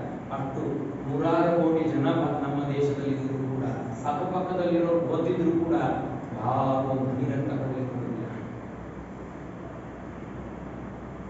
ಕಣ್ಣು ದಾನ ಮಾಡಿ ಅಂತ ಎಲ್ಲ ಹಾಕ್ತಾರೆ, ಅಂಗಾಂಗಗಳನ್ನು ದಾನ ಮಾಡಿ ಅಂತ ಹಾಕ್ತಾರೆ. ಅಷ್ಟೆಲ್ಲ ನಡೆದಿರ್ತದೆ. ಪಾಪ ಯಾರೋ ಒಬ್ಬರು ಆಕ್ಸಿಡೆಂಟ್ ಆಗಿದೆ, ಬ್ರೈನ್ ಡೆಡ್ ಆಗಿದೆ ಅಂದ್ರೆ ಬರೆಸ್ಕೊಂಡು ಈ ಬಾಡಿಯನ್ನು ಯೂಸ್ ಮಾಡಬಹುದು ಅಂತ ಕೊಡ್ತಾರೆ. ಪರೋಪಕಾರಾರ್ಥವಿದಂ ಶರೀರವಿದೆ. ಅಷ್ಟು ಕೊಡದೇ ಇರೋ ಋಷಿಗಳ ದೀಕ್ಷ ಋಷಿಗಳಿಗೆ ಹೋಗಿ ದೇವತೆಗಳು ಪ್ರಾರ್ಥನೆ ಮಾಡಿದ್ರೆ ನಿಮ್ಗೆ ಎಲುಬಾಗುತ್ತೆ, ನನ್ನ ಶರೀರ ಒಂದು ಉಪಯೋಗ ಆಗುತ್ತೆ ಅಂತಂದ್ರೆ ಇದಕ್ಕಿಂತ ದೊಡ್ಡದೇನು? ಇಡೀ ನಮ್ಮ ಶರೀರವನ್ನ ಸುಡ್ತಾರೆ ಹೋಗಿ, ಯಾವುದಕ್ಕೂ ಏನೂ ಉಪಯೋಗ ಇಲ್ಲದೆ ಇರೋದು. ಸುಭಾಷಿತಕಾರ ಬೈತಾನೆ, ಪ್ರಾಣಿಗಳ ಚರ್ಮ ಉಪಯೋಗ ಬರುತ್ತೆ, ನಮ್ದೇ ಅದಕ್ಕಿದೆ ಅಂತ. ಒಂದು ಬಾಳೆ ಮರವನ್ನು ತಗೊಳ್ತಾನೆ ಒಂದು ದೃಷ್ಟಾಂತ. ತೆಂಗಿನ ವೃಕ್ಷವನ್ನು ತೆಗೆದುಕೊಳ್ತಾನೆ, ಬಾಳೆ ಮರದಲ್ಲಿ ಬಾಳೆಯ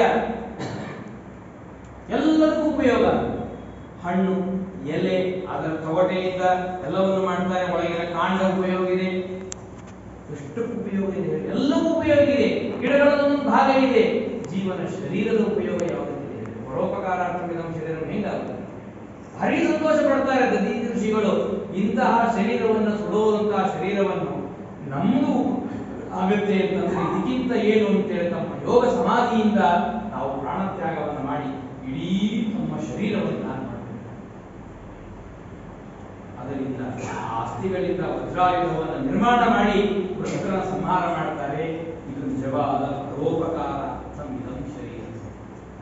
ಪುರಂದರದಾಸರ ಪದ್ಯದಲ್ಲಿ ಹೇಳ್ತಾರೆ, ದಧೀಚಿ ಋಷಿ ತನ್ನ ಅಸ್ಥಿ ಸುರರಿಗಿತ್ತು, ಮುರವೈರಿ ವೈಕುಂಠಪುರಕ್ಕೆ ಹೋದಂತೆ ಅಂತ. ಇದು ಪರೋಪಕಾರ. ಪರೋಪಕಾರಾರ್ಥಮಿದಂ ಶರೀರ, ತಮ್ಮ ಶರೀರವನ್ನೇ ಕೊಟ್ಟಿದ್ದ ದೃಷ್ಟಾಂತಗಳಿವೆ. ಶಿಖಂಡಿಯ ವೃತ್ತಾಂತವನ್ನು ಕೇಳ್ತೀರಿ ನೀವು. ದ್ರುಪದ ರಾಜ ತಾನು ತಪಸ್ಸನ್ನು ಮಾಡಿರ್ತಾನೆ, ಮಗ ಹುಟ್ಲಿ ಅಂತ. ರುದ್ರದೇವರು ವರವನ್ನು ಕೊಡ್ತಾರೆ, ಮಗ ಹುಟ್ಟೆ ಹುಡ್ತಾನೆ. ಆದರೆ ಹೆಣ್ಣಾಗುತ್ತೆ, ಅದು ಮಗ ಆಮೇಲೆ ಗಂಡಾಗ್ತಾನೆ. ಸರಿ, ಇಂತ ರುದ್ರದೇವರ ವರದ ಮೇಲೆ ಭಾರೀ ವಿಶ್ವಾಸ ಇರ್ತದೆ. ಮದುವೆಯನ್ನು ಮಾಡಿಬಿಡ್ತಾನೆ. ನೋಡ್ತಾನೆ, ಆಮೇಲೆ ಆ ಮಗಳಿಗೆ ಗೊತ್ತಾಗುತ್ತೆ, ಕಾಶಿರಾಜ ಮಾಡಿರ್ತಾರೆ, ಇವನು ಗಂಡೆ ಅಲ್ಲ ಅಂತ. ಅಪ್ಪನ ಹತ್ರ ಹೋಗಿ ಹೇಳ್ತಾಳೆ ಅವಳು. ಅವ ಇಡೀ ಸೈನ್ಯವನ್ನು ಕಟ್ಕೊಂಡು ಬರ್ತಾನೆ ದ್ರುಪದ ಹತ್ರ ಯುದ್ಧಕ್ಕೆ. ಆಗ ಬಾಲವಾಕ್ಯನ ಕಿಂತಿ ಅಂತ ಬೈತಾನೆ. ಬಾಲವಾಕ್ಯವನ್ನು ಕಟ್ಕೊಂಡು ಬಂದಿದೆ, ಯಾವುದೋ ಮಗುವಿನ ವಾಕ್ಯವನ್ನ. ಯಾಕಂದ್ರೆ ರುದ್ರದೇವರ ಮಾತಿನ ಮೇಲೆ ಅಷ್ಟು ವಿಶ್ವಾಸ ಬೇಕು. ಸರಿ, ಈ ಕಡೆ ಅಪ್ಪನ ಮರ್ಯಾದೆ ರಕ್ಷಣೆ ಮಾಡಬೇಕು. ಇವನು ಚಿಕ್ಕಂಡಿ ಏನ್ ಮಾಡ್ತಾನೆ, ಅರಣ್ಯಕ್ಕೆ ಹೋಗ್ಬಿಡ್ತಾನೆ. ಮಾವ ಬರೋದ್ರಲ್ಲಿ ಇರೋದು ಬೇಡ, ಪರೀಕ್ಷೆ ಒಳಪಡೋದ್ರೆ ನನ್ನ ಸಮಸ್ಯೆ ಆಗುತ್ತೆ, ಏನಾದರೂ ಒಂದು ಉಪಾಯ ಕಟ್ಟಿಕೊಳ್ಳೋಣ ಅಂತ ಹೇಳಿ ಅಲ್ಲಿ ಸ್ಥೂಣಕರ್ಣ ಅಂತ ಒಬ್ಬ ಗಂಧರ್ವ ಸಿಕ್ಕ. ಇವನು ದುಃಖವಾದದನ್ನು ನೋಡಿ, ಯಾಕೆ ಕೇಳ್ತಾ ಇದ್ದೀನಿ, ಏನಾಗಿದೆ ಅಂತ ಕೇಳಿದಾಗ, ಹೀಗಾಯ್ತು ಸಮಸ್ಯೆ, ಎಲ್ಲ ಸೈನ್ಯವನ್ನು ಕಟ್ಕೊಂಡು ನಮ್ಮ ಅಪ್ಪನ ಹತ್ರ ಬಂದಿದ್ದಾರೆ, ನನ್ನ ಮರ್ಯಾದೆ ಹೋಗುತ್ತೆ, ಏನು ಮಾಡಲಿ. ಸರಿ, ನೀನು ತೊಂದರೆ ತಗೋಬೇಡಪ್ಪ, ನನ್ನ ಶರೀರವನ್ನು ಇದು ಕೊಡ್ತೇನೆ, ತಗೋ, ಹೋಗು, ನೀನು ಮನೆಗೆ ಹೋಗು, ನೀನು ಗಂಡಸು ಪ್ರೂಫ್ ಮಾಡು, ಆಮೇಲೆ ಮರುದಿವಸ ಬಂದು ನನಗೆ ಈ ಶರೀರವನ್ನು ಕೊಡು ಅಂತ ಹೇಳ್ತಾರೆ. ಯಾರಾದ್ರೂ ಕೊಡ್ತಾರೆ ಶರೀರವನ್ನು? ಊಟ ಕೂತ ಲೋಟ ಕೊಡ್ರಂತ ಲೋಟ ತರಕಾಗಲ್ವಾ? ಕುಡಿಯೋದ ಪರಿಸ್ಥಿತಿ ಒಳಗೆ ಇದ್ದಾಗ ಇಡೀ ಶರೀರವನ್ನು ಕೊಡ್ರಿ ಅಂತ ಏನು ಕೊಡ್ತಾರೆ?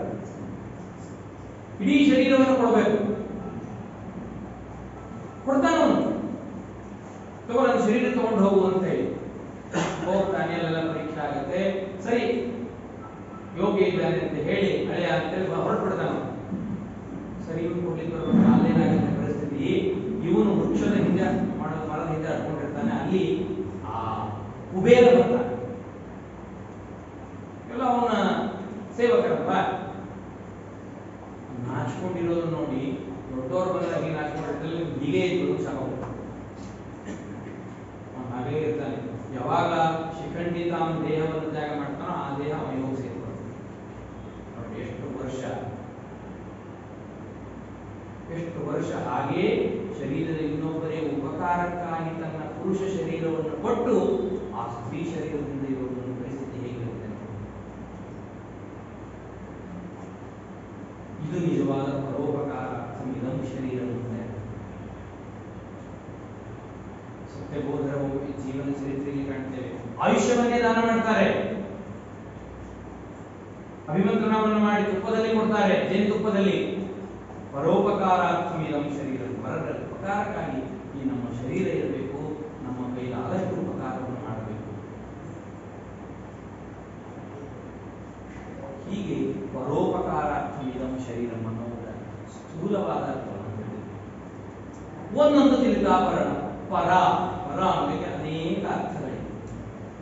ಪರ ಅಂದ್ರೆ ದೂರ ಅಂತ ಅರ್ಥ ಇದೆ, ಉತ್ತಮ ಅಂತ ಅರ್ಥ ಇದೆ, ಶತ್ರು ಅಂತ ಅರ್ಥ ಇದೆ, ಇನ್ನೊಬ್ಬನು ಅಂತ ಅರ್ಥ ಇದೆ. ಎಲ್ಲ ಅರ್ಥಗಳಿದೆ, ಅನೇಕ. ಎಷ್ಟೋ ಜನ ಬರ್ತಾರೆ ಪರಾನ್ನ ಭಿಕ್ಷಣಾದೇಹೇ, ಪರಾನ್ನ ಪರ ದ್ರವ್ಯ ಪರ ಸ್ತ್ರೀ ಇದೆಲ್ಲ ವ್ಯಕ್ತಿಯ ಸ್ತ್ರೀ ಕಾಂತಿ ಸಂಪತ್ತನ್ನು ನಾಶ ಮಾಡುತ್ತೆ ಅಂತ ಹೇಳ್ತಾರೆ. ಅಲ್ಲಿ ಪರ ಶಬ್ದವನ್ನು ಬಳಸ್ತಾರೆ. ಪರಾನ್ನಂಚ ಪರಸ್ವಂಚ ಪರಶಯ್ಯ ಪರಸ್ತ್ರೀಯ ಪರವೇಶ್ಮನಿ ವಾಸಶ್ಚ ಚಕ್ರಾದಪಿ ಹರೇಶ್ರಿಯಂ ಅಂತ ಹೇಳ್ತಾರೆ. ಇಂದ್ರನ ಸಂಪತ್ತು ಕಡಿಮೆ ಹೋಗುತ್ತದೆ. ಪರರ ಅನ್ನ, ಪರರ ಸಂಪತ್ತು, ಪರರ ಹಾಸಿಗೆ, ಪರಸ್ತ್ರೀ, ಪರರ ಮನೆ, ಅಲ್ಲಿ ವಾಸ, ಇದು ಏನಿದೆ ಇಂದ್ರನು ಹೋಗಿ ಮಾಡಿದ ಕೆಲಸ, ಇಂದ್ರನ ಸಂಪತ್ತು ನಾಶವಾಗುತ್ತೆ ಅಂತ ಹೇಳ್ತಾರೆ. ಹಾಗಾದ್ರೆ ಪರೋಪಕಾರಕ್ಕಾಗಬೇಕಂದ್ರೆ ಪರ ಅಂದ್ರೆ ಇದು ಬೇಡವಾಗುತ್ತೆ, ಉಪಕಾರ ಬಿಡೋದು ಆಗಿರ್ಬೇಕು ಕೆಲಸ. ಈ ಶರೀರದಿಂದ ಈ ಕೃತ್ಯಗಳೆಲ್ಲ ಆಗಬಾರ್ದಲ್ವಾ? ಮಾನಸ, ಕಾಯ, ವಾಚ ಯಾವುದೇ ರೀತಿಯಿಂದಾದರೂ ಕೂಡ ನಾವು ಪರಸ್ವತ್ತ, ಪರಸ್ತ್ರೀ, ಪರಮನೆ ಯಾವುದನ್ನು ಅಪೇಕ್ಷೆ, ಯಾವ ಒಳ್ಳೆ ಮನೆಯನ್ನು ಕಟ್ಟಿದ್ರು ನನಗೂ ಹೀಗಿರ್ಬೋದು ಚೆನ್ನಾಗಿ, ಮನೆ ನಾವು ಕರ್ಕೊಂಡಿಲ್ಲ, ನಮ್ಮ ಹೆಸರಲ್ಲಿ ರಿಜಿಸ್ಟ್ರೇಷನ್ ಮಾಡಿಸ್ಕೊಂಡಿಲ್ಲ, ಏನೂ ಇಲ್ಲ, ಮಾನಸಿಕವಾಗಿ ನನಗೂ ಇದು ಬೇಕೋ ಇನ್ನೊಂದು ಅಪೇಕ್ಷೆ ಪಟ್ಟರು ಪರಸ್ವತ್ವವನ್ನು ಅಪಹರಣ ಮಾಡ್ದಂಗೆ. ಅದರಿಂದೆಲ್ಲ ದೂರ ಇರಬೇಕಲ್ವಾ? ಉಪಕಾರ ಮಾಡೋದ್ರೆ ಈ ಜೀವನಿಗೆ ಈ ಶರೀರ ಉಪಕಾರ ಮಾಡಬೇಕು. ಶರೀರ ಅಂದ್ರೆ ಏನು? ಚರಕ ಹೇಳ್ತಾನೆ, ಶರೀರ ಅಂದ್ರೆ ಒಟ್ಟು 60 ಅಂಗಗಳು ಸೇರ್ಕೊಂಡಿದೆ ಅಂತ ಹೇಳ್ತಾನೆ. ಅಷ್ಟು ಇಷ್ಟು ಅಲ್ಲ, 60 70 ಎಲ್ಲವನ್ನು ಪರಿಗಣನೆ ಮಾಡ್ತಾರೆ. ಒಟ್ಟು ವಿಜ್ಞಾನಿಗಳೆಲ್ಲ ಮಾಡ್ಕೊಂಡಿದ್ದಾರೆ ಅಂತ ಹೇಳಿ. ಪ್ರಪದ, ಅಂಗ್ರಿ, ಗುಲ್ಫ, ಪಾರ್ಷ್ಣಿ, ಜಂಘ, ಜಾನು, ಊರು ಅಂದ್ರೆ ತೊಡೆ, ವಾಂಕಣ, ಕಟಿ ಎಲ್ಲವನ್ನು 60 ಮುಖ್ಯವಾದ ಅಂಗಗಳನ್ನು ಪರಿಗಣನೆ ಮಾಡ್ತಾರೆ. ಅಲ್ಲಿ ಉಪಾಂಗಗಳನ್ನೆಲ್ಲವನ್ನು ಹೇಳ್ತಾರೆ. ಇದೆಲ್ಲವೂ ಕೂಡ ನಮಗೆ ಒಂದು ಕೈ, ಒಂದು ಕೂದಲು, ಒಂದು ಕಣ್ಣು, ಒಂದು ಮೂಗು ನಮ್ಮನ್ನು ಎಳಿಬೇಕಾದ ತಡವು. ಕಣ್ಣು ಪರಸ್ತ್ರೀಯನ್ನು ನೋಡ್ತಾ ವೈದ್ಯ ಜೀವನನ್ನ ತರಗಿಸ್ತಾಳೆ. ನಮ್ಮ ಕೈ ಇನ್ನೊಬ್ಬರಿಗೆ ಹೊಡಿತಾ, ಇನ್ನೊಬ್ಬರಿಗೆ ಸಹಾಯ ಮಾಡಲಿಲ್ವಾ? ನಮ್ಮ ಕಾಲು, ಈ ಅಂಗ ಇನ್ನೊಂದಕ್ಕೆ ಯಾವುದಾದ್ರೂ ಉಪಯೋಗಿಸ್ಕೊಂಡ್ವಾ, ಒದ್ವಾ? ನಮ್ಮ ಮನಸ್ಸು ಇನ್ನೊಂದೇನು ದುರಾಲೋಚನೆಗಳನ್ನ ಮಾಡ್ತಾ, ಇದೆಲ್ಲ ಪರೋಪಕಾರ ಆಗಲ್ಲ, ಪರನಿಂದ ಆಗುತ್ತೆ. ಇದೆಲ್ಲ ಆ ಶರೀರದಿಂದ ಇದನ್ನ ಮಾಡದೇ ಇರುವಂತೆ ಮಾಡ್ಕೊಳ್ಬೇಕು. ಹಾಗಾದ್ರೆ ಈ ಶರೀರ ಪರನ ಅಂದ್ರೆ ಜೀವನಿಗೆ ಉಪಕಾರ ಮಾಡಬೇಕಂದ್ರೆ ಕೆಲವೊಂದು ಬಿಡಬೇಕಾಗುತ್ತೆ. ಅಂದಾಗ ಮಾತ್ರ ಇದು ಪರೋಪಕಾರಾರ್ಥಮಿದಂ ಶರೀರಂ ಅಂತ ಆಗೋದು. ಪರ ಅಂದ್ರೆ ಶ್ರೇಷ್ಠ ಅನ್ನೋ ಅರ್ಥ ಇದೆ, ಉತ್ತಮ ಅನ್ನೋ ಅರ್ಥ. ಹಾಗಾದ್ರೆ ಉತ್ತಮವಾದ ವಸ್ತುವನ್ನ ಉಪಕಾರ ಮಾಡ್ಲಿಕ್ಕಾಗಬೇಕು. ಉತ್ತಮವಾದ ಉಪಕಾರ ಮಾಡುವುದಂದ್ರೆ ಏನು? ಮಜಾ ಇದೆ ಉಪಕಾರ ಮಾಡೋದಂದ್ರೆ. ನನಗೆ ಯಾರು ಹೆಲ್ಪ್ ಮಾಡ್ತಾರೋ ಅವ್ರಿಗೆ ಹೆಲ್ಪ್ ಮಾಡೋದು ಉಪಕಾರ ಅನಿಸ್ಕೊಳ್ಳಲ್ಲ.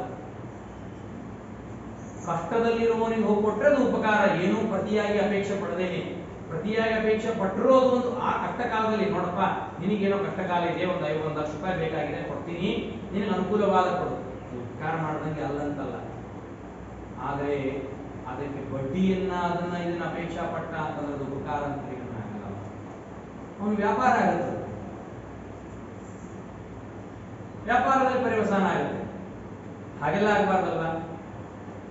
ಹಾಗೆ ಉತ್ತಮವಾದದ್ದನ್ನ ಪರಿಕಲ್ಪನೆ ಮಾಡಿಕೊಂಡಾಗ ಪರೋಪಕಾರ ಅಂತ ಆಗುತ್ತೆ. ಪರಶಬ್ದ ಬಹಳ ಚೆನ್ನಾಗಿ ಬಳಸ್ತಾರೆ. ಅನ್ನದಾತು ಶತಗುಣಂ ಇಷ್ಟದೇವ ಪರಸ್ಮೃತಃ. ಅನ್ನ ಕೊಡುವಂತಿದ್ದು ಇಷ್ಟ ದೇವತೆ ಉತ್ತಮ ಅಂತೆ. ಅವನಿಗಿಂತಲೂ ಗುರು ಉತ್ತಮ ಅಂತ ಹೇಳ್ತಾರೆ. ಗುರು ತಸ್ಮಾತ್ ಶತಗುಣ. ಯಾಕೆ ವಿದ್ಯಾ ಮಂತ್ರಗಳನ್ನೆಲ್ಲ ಉಪದೇಶವನ್ನು ಮಾಡಿರ್ತಾರೆ, ಅದಕ್ಕಾಗಿ ಅವರಿಗೂ ಉಪಕಾರಕ್ಕಾಗಬೇಕು. ನಮ್ಮ ಶರೀರ ದೇವತೆಗಳ ಅವರಿಗೆ ಉಪಕಾರ ಮಾಡೋದಂದ್ರೆ ಏನು? ದೇವತೆಗಳಿಗೆ ನಾವೇನು ಉಪಕಾರ ಮಾಡ್ತೀವಿ? ದೇವತೆಗಳಿಂದಲೇ ಉಪಕಾರ ಪಡ್ತೀವಿ. ಅವರು ಮಾಡಿದ ಉಪಕಾರಕ್ಕೆ ನಾವು ಪ್ರತಿಯಾಗಿ ನಾವೇನಾದ್ರೂ ಮಾಡಿದ್ರೆ ಅದು ಒಂದು ಪರೋಪಕಾರಾರ್ಥಂ ಇದಂ ಶರೀರಂ ಅಂತ. ಈ ಶರೀರ ಅದಕ್ಕಾಗಿ ಸೇವೆಗಾಗಿ ದೇವಋಣ, ಋಷಿಋಣ, ಪಿತೃಋಣ 3ರಿಂದ ಬಂದಿರ್ತಾನ ಅವನು. ಒಳ್ಳೆ ದೇವತಾ ಆರಾಧನೆಯನ್ನು ಮಾಡಬೇಕು, ಸಜ್ಜನರ ಸಂಘವನ್ನು ಮಾಡಬೇಕು, 4 ಜನಕ್ಕೆ ತನಗೆ ಕೈಲಾದ ಸಹಾಯವನ್ನು ಮಾಡಬೇಕು. ಆಗ ದೇವತೆಗಳಿಗೆ ತನ್ನ ಉಪಕಾರವನ್ನು ತಿಳಿಸಿದಂಗಾಗುತ್ತೆ. ಯಜ್ಞ ಯಾಗಾದಿಗಳನ್ನ ಮಾಡಬೇಕು. ಆವಾಗ ಈ ಶರೀರ ಅಲ್ಲಿ ಉತ್ತಮರಾದ ದೇವತೆಗಳಿಗೆ ಉಪಕಾರ ಮಾಡಿದಂಗೆ ಅಂದ್ರೇನು, ಈ ಹವಿಷ್ಯನಿಂದ ಅವರಿಗೆ ಪುಷ್ಟಿ ಬರ್ತದೆ. ಅದಕ್ಕಾಗಿ ಹಿರಣ್ಯಕಶಿಪು ತಾನು ರಾಜ್ಯವನ್ನು ತೆಗೆದುಕೊಂಡು ಬ್ರಹ್ಮದೇವರ ವರವನ್ನು ಪಡ್ಕೊಂಡು ಬಂದ ತಕ್ಷಣ ಮಾಡಿದ ಕೆಲಸ ಏನು, ಎಲ್ಲಿಯೂ ದೇವರ ಪೂಜಾ ನಡಿಬಾರದು, ಯಜ್ಞ ಯಾಗಾದಿಗಳ ನಡಿಬಾರದು, ಗೋ ಬ್ರಾಹ್ಮಣ ಪೂಜೆ ಆಗಬಾರದು, ಸಚ್ಚಾಸ್ತ್ರಗಳ ಅಧ್ಯಯನ ಅಧ್ಯಾಪನ ಆಗಬಾರದು. ಏನಿದ್ರು ರಾವಣಾಯ, ಏನಿದ್ರು ಅವನು ಯಾರು ಹಿರಣ್ಯಕಶಿಪು, ಶ್ರಾದ್ದ ಮಾಡೋದಾದ್ರೂ ನನ್ನ ಹೆಸರಲ್ಲೇ ಇಡ್ರಿ ಮನ್ಯಾಗ ಪಿಂಡ ಅಂತ ಇಂಥದ್ದನ್ನೇ ಮಾಡಿ ಕಾಲ ಹಾಕೊಟ್ಟಿದ್ದ ಅವನು. ಅಂದ್ರೆ ಇದನ್ನು ನಿಲ್ಲಿಸಿದ್ರೆ ದೇವತೆಗಳಿಗೆ ಹೋಗುವ ಹವಿಸ್ಸು ನಿಲ್ತದೆ, ಅವರ ಶಕ್ತಿ ಕುಗ್ಗುತ್ತದೆ ಅಂತ ನಾವೇ ಬಾರಿ ಕೊಡಬೇಕಾಗಿಲ್ಲ. ಆದರೆ ನಾವು ಮಾಡುವ ಹವಿಸ್ಸು ದಾನಾದಿಗಳಿಂದ ದೇವತೆಗಳಿಗೆ ಅದು ಅನ್ನ ಅಂತ ಹೇಳ್ತಾರೆ. ದೇವತೆಗಳಿಗೆ ಅನ್ನ ಭಗವಂತ ಸಪ್ತ ಅನ್ನಗಳನ್ನು ಸೃಷ್ಟಿ ಮಾಡ್ದ ಅಂತ ಹೇಳ್ತಾರೆ. 7 ಅನ್ನಗಳು ಒಂದು ಕಾಮನ್ ಆಗಿರುವಂತದ್ದು ಎಲ್ಲರಿಗೂ, 2 ದೇವತೆಗಳಿಗಿಟ್ಟ ಅಂತೆ, ಹುತ ಮತ್ತು ಪ್ರಹುತ ಅಂತ ಹೇಳ್ತಾರೆ. ಅದನ್ನೇ ವೈಶ್ವದೇವ ಬಲಿಹರಣ ಅಂತ ಕರೆಯೋದು. ವೈಶ್ವದೇವ ಬಲಿಹರಣಗಳನ್ನ ಎಂದೂ ಸಕಾಮವಾಗಿ ಮಾಡಬಾರದು. ನಾವೇನೋ ಪ್ರದಕ್ಷಿಣೆ, ನಮಸ್ಕಾರ, ಸತ್ಯನಾರಾಯಣ ಪೂಜೆ, ಕಥಾಶ್ರವಣ, ಬ್ರಾಹ್ಮಣರಿಗೆ ಸ್ನಾನ ಮಾಡುವುದು, ಏನೋ ಒಳ್ಳೇದಾಗಲಿ, ಹೆಂಡತಿ ಮಕ್ಕಳು ಸಿಗಲಿ, ಒಳ್ಳೆ ಕೆಲಸ ಸಿಗಲಿ, ಮಕ್ಕಳಾಗಲಿ, ಅವ್ರಿಗೆ ಕೆಲಸ ಸಿಗಲಿ, ಇನ್ನೇನೋ ಅಪೇಕ್ಷೆ ಇಟ್ಕೊಂಡು ಮಾಡ್ತೇವೆ. ಆದ್ರೆ ವೈಶ್ವದೇವ ಬಲಿಹರಣಗಳೆಂದು ಮಾಡಬಾರ್ದಾಗೆ. ನನಗೆ ಇವತ್ತು ಒಳ್ಳೆ ಚೆನ್ನಾಗಿ ಕೆಲಸ ಸಿಗಲಿ ಅಂತ ವೈಶ್ವದೇವ ಮಾಡೋದಿಲ್ಲ. ವೈಶ್ವದೇವ ಅನ್ನ ಶುದ್ಧಿಗಾಗಿ, ಅದು ದೇವತೆಗಳಿಗೆ ಅನ್ನ. ಅದು ಯಾಕಂದ್ರೆ ನಮಗಾಗಿ ನಾವು ಸ್ವಾರ್ಥಕ್ಕಾಗಿ ಬಳಸ್ಕೊಂಡ್ವಿ ಅಂದ್ರೆ ಇನ್ನೊಬ್ಬರ ಅನ್ನವನ್ನು ಕಸ್ಕೊಂಡಂಗಾಗತ್ತೆ ಅಂತ ಹೇಳುತ್ತೆ ಶಾಸ್ತ್ರ. ದೇವತೆಗಳ ಅನ್ನವನ್ನು ನಾವು ಕಸ್ಕೊಳ್ಳೋದಾ? ಮಾಡಬಾರ್ದು. ವಾಕ್ ಪ್ರಾಣ ಮನಸ್ಸನ್ನು ತಾನೇ ಇಟ್ಕೊಂಡ ಅಂತ ಭಗವಂತ. ಇನ್ನೊಂದು ಹಾಲು, 7 ಅನ್ನಗಳನ್ನು ಕೊಟ್ಟ. ಹಾಗಾದ್ರೆ ದೇವತೆಗಳಿಗೆ ಇದು ಅನ್ನ. ನಾವು ಇದರಿಂದ ಮಾಡಿದಾಗ ಪರೋಪಕಾರ ಶರೀರ ಅಂತಾಗುತ್ತೆ. ಅದಕ್ಕಾಗಿ ಪಿತರಂ ಮಾತರಂ ಭಾರ್ಯಾಂ ಗುರುಪತ್ನಿ ಗುರುಂ ಪರಂ ಯೋನ ಪುಷ್ಣಾದಿ ಕಾಪಟ್ಯ ಮಹಾಪಾತಕಿ ಶಿವ ಅಂತ ಹೇಳ್ತಾರೆ. ತಂದೆ ತಾಯಿಗಳು, ಹೆಂಡತಿ ಅದನ್ನು ಸೇರಿಸಿಕೊಂಡಿದ್ದಾರೆ. ನಮಗೆಲ್ಲರಿಗಿಂತಲೂ ತಂದೆ ತಾಯಿಗಳನ್ನ ಬಿಟ್ಟು ಹೆಚ್ಚಿನ ಉಪಕಾರ ಮಾಡಿದವರು ಅಂತಂದ್ರೆ ನಮ್ಮ ಪತ್ನಿಯರು. ಅವರಷ್ಟು ಉಪಕಾರ ಯಾರ್ಯಾರು ಮಾಡುವುದಿಲ್ಲ. ಏನ್ ಕೆಲಸಗಳು ಏನ್ ಬೇಕಾದ್ರೂ ಮಾಡ್ತಾರೆ, ಏನ್ ಬೇಕಾದ್ರೂ ಕೊಡ್ತಾರೆ. ಕಷ್ಟ ಕಾಲದಲ್ಲಿ ಅನಾರೋಗ್ಯ ಏನಾದ್ರೂ ಇದೆ ಅಂದ್ರೆ ನಮ್ಮ ಬೆನ್ನೆಲುಬಿಗೆ ನಿಲ್ಲೋರೇ ಅವರು. ಅಂತಹದಿದೆ. ಆ ಭಾರ್ಯವನ್ನು ಪರಿಗಣನೆ ಮಾಡ್ತಾರೆ ಗುರುಪತ್ನಿ. ಇವರಿಗೆ ಬರದು, ಇವರಿಗೆ ಅನುಕೂಲಕರವಾಗಿರುವುದು. ತಿಳಿದಿದ್ರೆ ಮಹಾಪಾತಕ ಬರ್ತದೆ. ಭಗವಂತ ದೇವತೆ ವ್ರತಂ ನೈಕಾದಶೀಂ ವಿನಾ ಸಾಲಿಗ್ರಾಮಾತ್ ಪರೋ ಯಂತ್ರೋ ನಕ್ಷತ್ರಂ ಭಾರತಾತ್ ಪರಂ. ಹೀಗೆ ಭಾರತಕ್ಕಿಂತ ಉತ್ತಮವಾದ ಕ್ಷೇತ್ರ ಇನ್ನೊಂದಿಲ್ಲ, ಏಕಾದಶಿ ವ್ರತಕ್ಕಂತ ಇನ್ನೊಂದಿಲ್ಲ. ಇದು ಪರ ಉತ್ತಮವಾದ ವಸ್ತುಗಳಿವೆಲ್ಲ. ಇವುಗಳ ಸೇವೆಯನ್ನು ಮಾಡಿ ಈ ಶರೀರ ಹೊಂದಿ ಅಂತ ಹೇಳ್ತಾರೆ. ಮಜಾ ಅಂದ್ರೆ ಪರ ಅನ್ಲಿಕ್ಕೆ ಇನ್ನೊಂದು ಅರ್ಥ ಇದೆ. ಬ್ರಹ್ಮದೇವರ ಆಯುಷ್ಯ 100 ವರ್ಷ ಆಯುಷ್ಯ ಇದೆ, ಅದು ಪರ ಅಂತ ಕರೀತಾರೆ. ಈಗ ನಾವೆಲ್ಲ ಸಂಕಲ್ಪ ಮಾಡುವಾಗ ಏನ್ ಹೇಳ್ತೀವಿ ಹೇಳ್ರಿ, ದ್ವಿತೀಯ ಪರಾರ್ಧೆ. ಏನ್ ದ್ವಿತೀಯ ಪರಾರ್ಧ ಅಂದ್ರೆ, ಪರ ಅಂದ್ರೆ ಬ್ರಹ್ಮದೇವರ 100 ವರ್ಷ, ಅರ್ಧ ಅಂದ್ರೆ ಅದರ 50, ಅದು ದ್ವಿತೀಯ ಭಾಗ ಅಂದ್ರೆ 50 ವರ್ಷ ಕಳೆದೋಗಿದೆ, 51ನೇ ವರ್ಷ ಮೊದಲನೇ ದಿವಸದಲ್ಲಿದ್ದೇವೆ. ಬ್ರಹ್ಮದೇವರ ಆಯುಷ್ಯಕ್ಕೆ 100 ವರ್ಷಗಳ ಆಯುಷ್ಯಕ್ಕೆ ಪರ ಅಂತ ಹೆಸರು. ಏನು ವಾಯುದೇವರ ಆಯುಷ್ಯಕ್ಕೆ ಏನಾಗಬೇಕು ಅಂದ್ರೆ, ವಾಯುದೇವರ ಬ್ರಹ್ಮದೇವರ ಅನುಗ್ರಹ ಇಲ್ಲದೆ ನಮ್ಮ ಮೋಕ್ಷ ಇಲ್ಲ. ಈ ಶರೀರ ವಾಯುದೇವರ ಸೇವೆಗಾಗಿ ಇಡಬೇಕು. ನಾವು ಉಪಕಾರ ಮಾಡೋದ್ರ ಅರ್ಥ ಏನಿಲ್ಲ, ಸೇವೆ. ಉಪನಿಷತ್ತು ಹೇಳುತ್ತೆ, ದ್ವೇ ಬ್ರಹ್ಮಣಿ ವೇದಿತವ್ಯೇ ಪರಾಂಚ ಅಪರಂಚ ಅಪರ ಪರಬ್ರಹ್ಮ ಅಪರಬ್ರಹ್ಮನ ತಿಳಿರಿ. ವಾಯುದೇವರ ಅನುಗ್ರಹ ಇಲ್ಲದೆ ನಮಗೇನು ಮಾಡಲಿಕ್ಕೆ ಸಾಧ್ಯ ಇಲ್ಲ. ದಿನನಿತ್ಯ ನಾವು ಪಂಚ ಪ್ರಾಣಾಹುತಿಗಳನ್ನು ಹಾಕ್ತೀವಿ. ಶರೀರದ ನಡೆಯೋದೇ ಅವರಿಂದ, ಶರೀರ ನಿಂತಿರೋದೇ ಅವರಿಂದ. ಪ್ರಾಣ ರೂಪದಿಂದ ನಮ್ಮ ಶ್ವಾಸೋಚ್ಛ್ವಾಸವನ್ನು ನಿಯಂತ್ರಣ ಮಾಡ್ತಾರೆ. ಅಪಾನ ರೂಪದಿಂದ ಬೇಡವಾದದ್ದನ್ನು ತಳ್ತಾರೆ. ನೋಡ್ರಿ, ಇದು ಭಗವಂತನ ಆಜ್ಞೆ ಅಂತ ಮಾಡೋದು, ನಮಗೆಲ್ಲ ಉಪಕಾರ ಅಂತ ಮಾಡೋದು. ನಾವು ನಮಗೆ ಅನುಗ್ರಹ ಮಾಡಲಿಕ್ಕೆ ನಮ್ಮ ದೇಹದಲ್ಲಿರುವ ಹೊಲಸು ಹೊರಗೆ ಹೋಗಲಿಲ್ಲ ಅಂತ ಗತಿಯನ್ನು ಹೇಳಿ ಅದನ್ನು ಹೋಗಿಸೋದು ವಾಯುದೇವರು. ಅವ್ರು ಹೇಸಿಕೊಳ್ಳಿಲ್ಲ, ಅದನ್ನು ಮಾಡ್ತಾರೆ ಯಾರಾದ್ರು. ಮಕ್ಕಳು ಸ್ವಲ್ಪ ದೊಡ್ಡವರಾದ ಮೇಲೆ ಅವ್ರದನ್ನ ಹೊಲಸನ್ನು ಬೆಳೆದಂದ್ರೆ ಯಾರು ಬೆಳಿಲಿಕ್ಕೆ ರೆಡಿ ಇಲ್ಲ. ದೊಡ್ಡವನಾಗಿ ಕ್ವಾಣಾದಿ ನೀರಾಗಿದೆ ಅಂತ ಬೈತಾರೆ. ಇಂತಹ ಪರಿಸ್ಥಿತಿ ಇದೆ. ವಾಯುದೇವರು ನೋಡ್ರಿ ಎಷ್ಟು ಜೀವರಾಶಿಗಳಿದೆ, ಅನಂತ ಜೀವರಾಶಿಗಳು.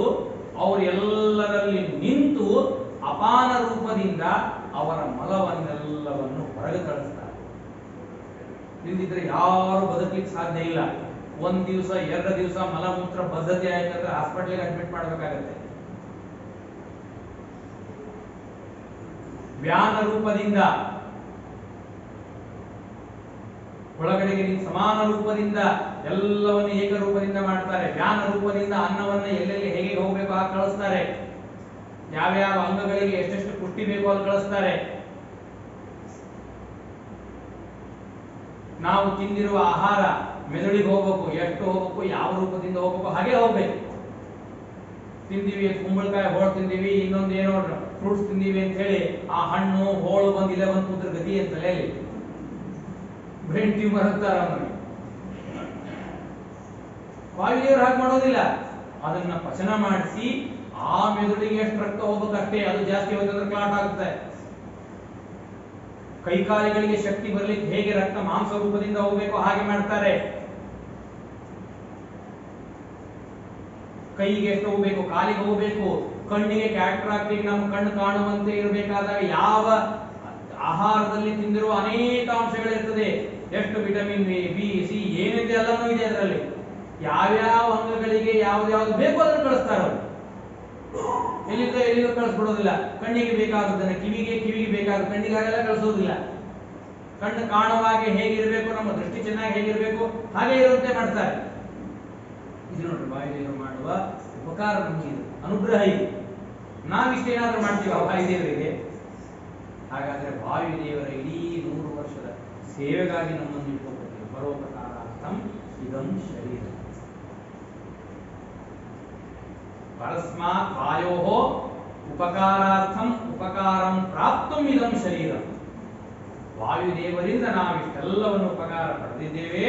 ಆ ಶರೀರ ಅವರಿಗೆ ಶರೀರ ಈ ಸೇವೆಗಾಗಿ ಇದನ್ನಿಟ್ಟಾಗ ಇದು ಪರೋಪಕಾರಾರ್ಥಂ ಇದಂ ಶರೀರಂ ಅಂತ.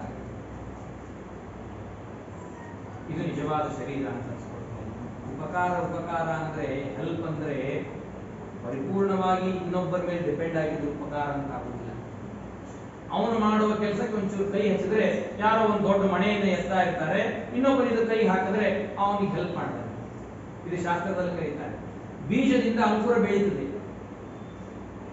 ಅಂಕುರ ಬೆಳಿಬೇಕಾದ್ರೆ ಈಗ ಇಟ್ಟಂಗೆ ಬೆಳೆಯೋದಿಲ್ಲ. ಅದಕ್ಕೆ ಮಣ್ಣು ಬೇಕು, ನೀರು ಹಾಕಬೇಕು, ಅದಕ್ಕೆ ಉಪಕೃತಿ ಅಂತ ಕರೀತಾರೆ.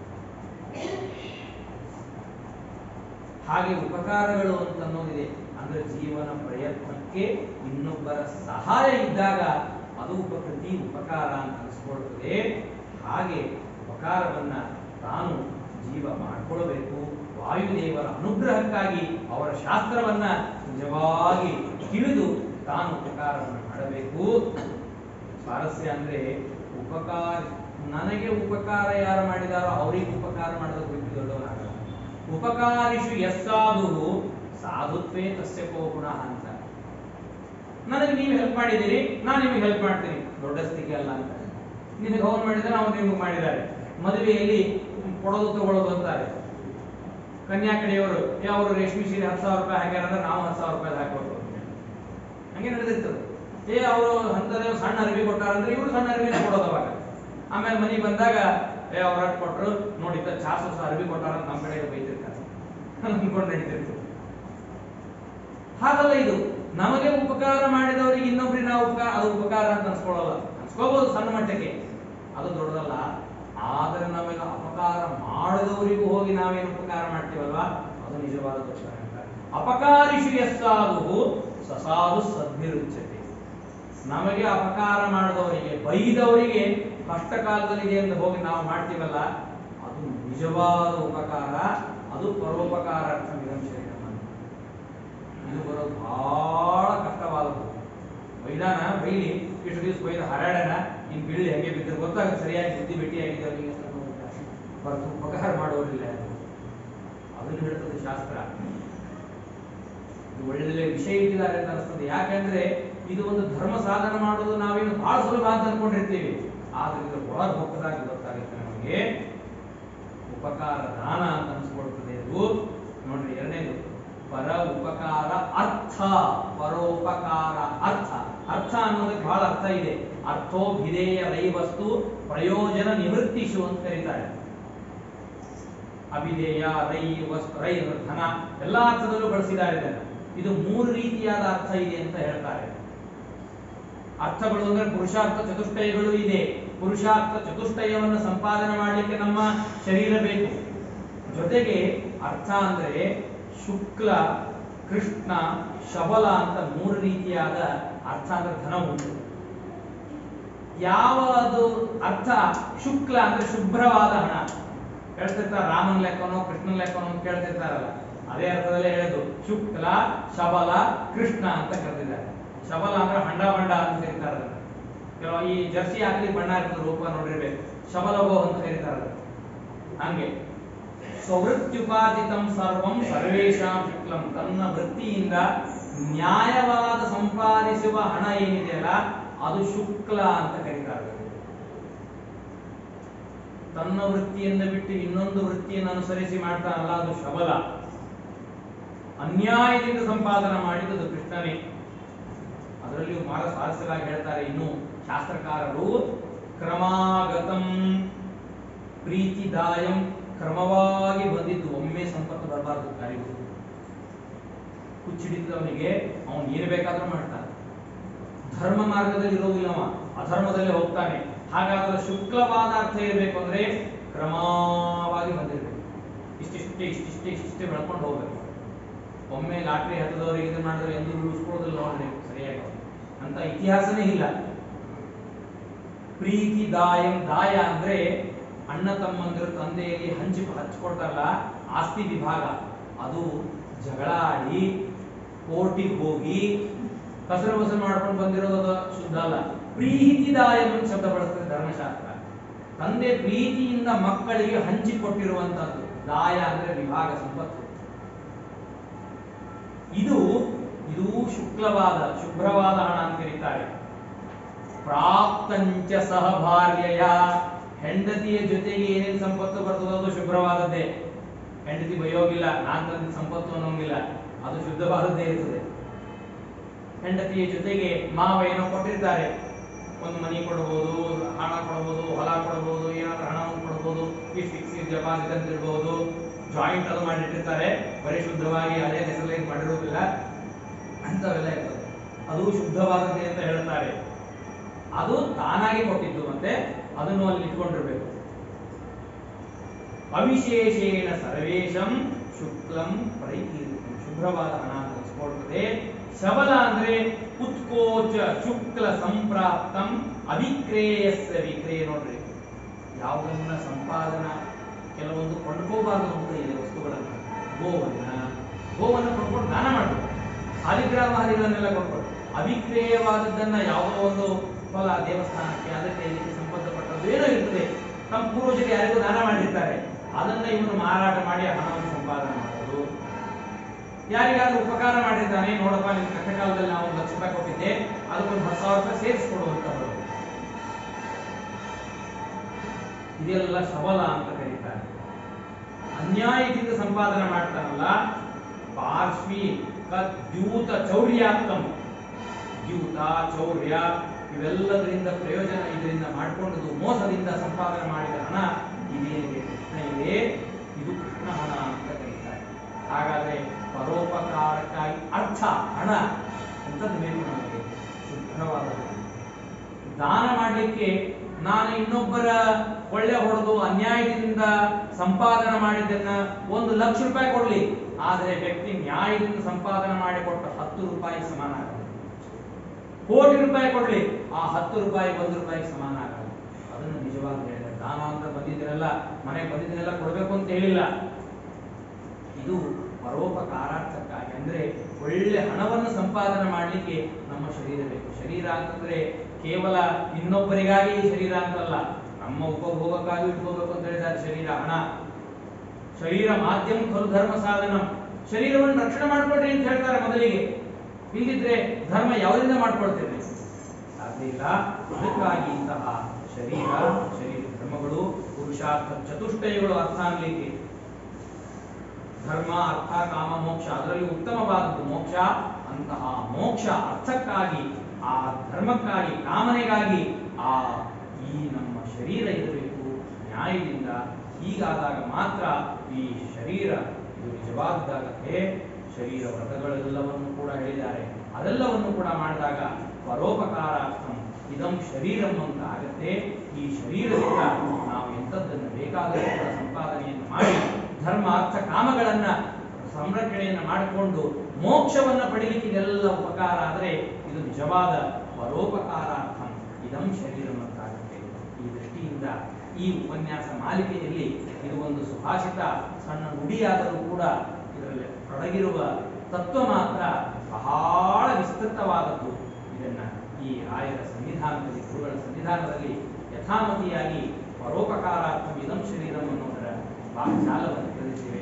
ಇದರಿಂದ ಗುರುಗಳು ಪ್ರೀತರಾಗಲಿ ಅಂತ ಹೇಳ್ತಾ, ಈ ಪರೋಪಕಾರ ಬುದ್ಧಿ ದೇವರು ಎಲ್ಲರಿಗೂ ಕೂಡ ಕೊಡಲಿ. ನಮ್ಮ ಶರೀರವನ್ನು ಮೊದಲಿಗೆ ರಕ್ಷಣೆ ಮಾಡಿಕೊಳ್ಳೋಣ. ಈ ಶರೀರದಿಂದ ನಾವು ಜನಕ್ಕೆ ಉಪಕಾರ ಆಗಲಿಕ್ಕೆ ಮಹನೀಯರು, ಯಯಾತಿ, ಶಿಬಿರಾಜ, ದಧೀಚಿ ಋಷಿಗಳಂತಹ ಉಪಕಾರ ಮಾಡುವ ಶಕ್ತಿ ಸಾಮರ್ಥ್ಯ ನಮ್ಮಲ್ಲಿಲ್ಲ. ನಮ್ಮ ಎಲುಬು ಇನ್ನೊಬ್ಬರಿಗೆ ಉಪಯೋಗ ಆಗೋದು ಬೇಡ ಅಂತ ಹೋಗಿ ಸಾಕೋದೇ ಅದೇನಾಗುವಂಥದ್ದಲ್ಲ. ಆದರೂ ಜೀವನದಾಗ ಬದುಕಿದ್ದಾಗ ಕಾಯ, ವಾಚ, ಮನಸ ಎಷ್ಟು ಪರರಿಗೆ ಉಪಕಾರ ಮಾಡಲಿಕ್ಕೆ ಸಾಧ್ಯವೋ ಅಷ್ಟನ್ನ ನಾವು ರೊಕ್ಕ ಹಣ ಕೊಡ್ತೀವೋ ಅಥವಾ ಮಾಡ್ತೀವೋ ಬೇಡ, ಮನಸ ವಾಚ ಅಂತ ಮಾಡಿ ಮಾತಿನಿಂದ ಒಂದೆರಡು ಒಳ್ಳೆ ಮಾತನ್ನಾಡಿದ್ರೆ ಅದೇ ದೊಡ್ಡ ಉಪಕಾರ. ಹೀಗೆ ಅದೆಲ್ಲ ಭಗವಂತನ ನುಡಿ ಅಂತಾಗತ್ತೆ, ಭಗವಂತನ ಗುಣಗಾನ ಅಂತಾಗತ್ತೆ. ಇಂತಹ ಧರ್ಮಗಳನ್ನ ಈ ಶರೀರದಿಂದ ಆಗುವಂತೆ ಆಗಲಿ. ಎಲ್ಲರಿಗೂ ಕೂಡ ಯೋಗ್ಯವಾದ ಪರೋಪಕಾರ ಮಾಡುವಂತಹ ಬುದ್ಧಿ ದೇವರು ಅನುಗ್ರಹ ಮಾಡಲಿ ಅಂತ ಹೇಳ್ತಾ ಈ ಎರಡು ಮೊದಲು ನುಡಿಗಳನ್ನ ಗುರುಗಳಲ್ಲಿ ಅರ್ಪಣೆ ಮಾಡ್ತೇನೆ. ಶ್ರೀಕೃಷ್ಣ ಅರ್ಪಣಮಸ್ತು. ಶ್ರೀತೋಸಿ ಮಾಪತಿಯಾಸ ಸಿರಿಕೇನ ಕರ್ಮಣ ಶ್ರೀಮಧ್ವಜಾತ ಶ್ರವಣೆ ರಸಂ ಮಾಂ ಸರ್ವದ. ಶ್ರೀಕೃಷ್ಣ ಅರ್ಪಣಮಸ್ತು.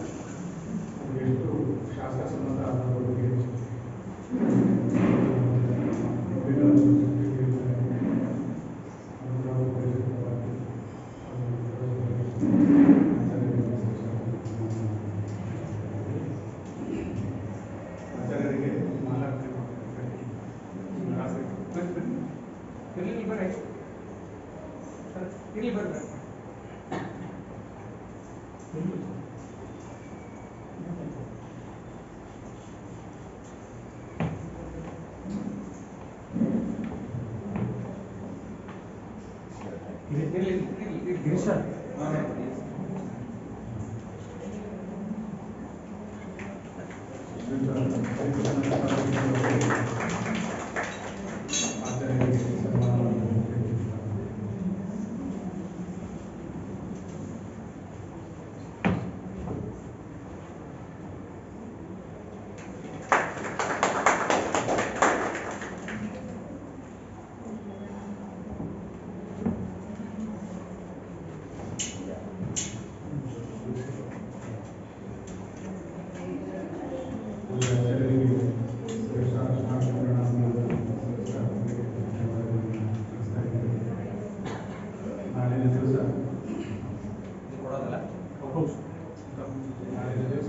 ಸಂಜೆ 6:30 ಗಂಟೆಗೆ ಕೆಳಗಡೆ ರಾಯರ ಸನ್ನಿಧಾನದಲ್ಲಿ ಮತ್ತೆ 6:30 ಗಂಟೆಗೆ ನಾಳೆ ವಾದಿರಾಜರು ರಚಿಸಿರ್ತಕ್ಕಂತಹ ವೈಕುಂಠ ವರ್ಣನೆ ಈ ಗ್ರಂಥದ ಕುರಿತು ಉಪನ್ಯಾಸ ಮುಂದುವರಿಯುತ್ತೆ. ದಯವಿಟ್ಟು ಎಲ್ಲ ಸದಸ್ಯರು ಸರಿಯಾದ ಸಮಯಕ್ಕೆ ಬಂದು ಈ ಪ್ರವಚನದಲ್ಲಿ ಪಾಲ್ಗೊಂಡು ಪರಿವಾರ ಗುರುಗಳ ಅನುಗ್ರಹಕ್ಕೆ